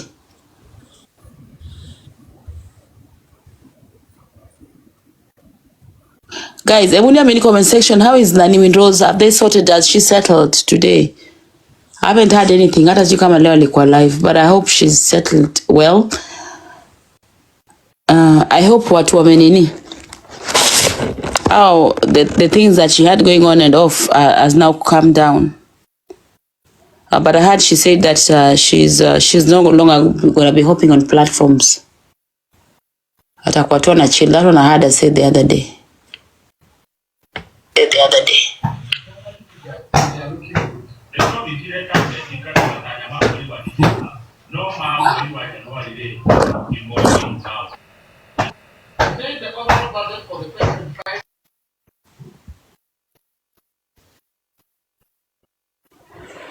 Muli. Yes, are you guys there? See, I'm wondering, are you there? Hata niko supposed kuangusha live. Koti yenyu imefunguliwa? Inafunguliwa saa 1, hata sijalala. Inafunguliwa saa 1 asubuhi, tuko saa 5 sasa. Saa 1 ya Kenya. It's already saa 1 ya Kenya. Okay, so inakaa kama imefunguliwa, mtu achungulie, alafu niende hapo. Let me check for you. Sasa lala kia Mungu. Kazi ni kazi. Kazi ni kazi bwana. Hebu nikuulize story ya Windrose. I wanted to ask about story ya Windrose. Ametulia kwa sababu nilisikia amesema she's no longer gonna go on people's platforms. Si hata alikuwa kwa nini kwa platform? Wapi? Kwa nini? Kwa kwetu kwa Jacqueline. He wanted war. Alikuwa taka vita vibaya sana na M. No way. Oh yes, really bad. And then M came here the other day, yesterday, to tell me that Mwaliruka akasema kwa kazini bwana. Yeah, because she cannot stand all the lies. And you know, Muli, I told them when this thing was started, I said, don't take it so personal. Don't be so emotive. This is someone that is talking from a place of love. Unajua mtu amekuwa na love, sometimes they talk from a lot of emotions. And then again, don't hate Fav. I know you might have a personal difference, but do not push this distraction because you have a difference with that. Unajua platform like tuna happenigi. Mtu kama mweleweni na wewe akisikia anything about you, they run with it without due diligence. Sasa ndio huyu Mungu naye. Mungu mimi nakwambia hii mbinguni hii dunia Muli. Unaweza tukana mtu saizi kesho mtu anakutukana tena mama yako. So there are things that when you do them, ujue tu kama siku hizi it take long. Iyo chuki alikuwa nayo. Em was doing this thing from a point of revenge. She wanted to revenge. She wanted to come out here because I'd said both of them, everybody akona their mistakes. And you know, in life we cannot be one-sided if you're looking for justice. Unaona? Thank you, Petis. We cannot be one-sided if you're looking for justice. But because she was looking for a one-sided justice, she wanted to come here and paint Fav as this horrible person. I don't know Fav on a personal level. I don't know who she is, what she did. I don't know because I'm not in a position to know that. Unaona? But on this app, TikTok, watu wamebeba vitu kama sijui nini. Nashindwa, where did critical thinking go? Because two people involved, they were in love, they had issues, someone talking, we cannot just take that as the gospel truth. We have to counter check. We have to do what is called due diligence. We have to try and find where is the evidence. You cannot bring allegations to things you cannot substantiate and then expect people to run with them. So do I feel sorry for M? Honestly, I don't. Do I think this should be a learning curve for a lot of you people that mnakimbia na emotions? Ona what is M going through. Sasa Saida amekuwa kwa hot seat. So thank you so much for watching the video to the end. Remember to like, share, comment, and if you have not subscribed, please make sure you subscribe and put on the notification bell so that you know every time I post a new video. So guys, thank you. I'm gonna see you on my next video. Bye.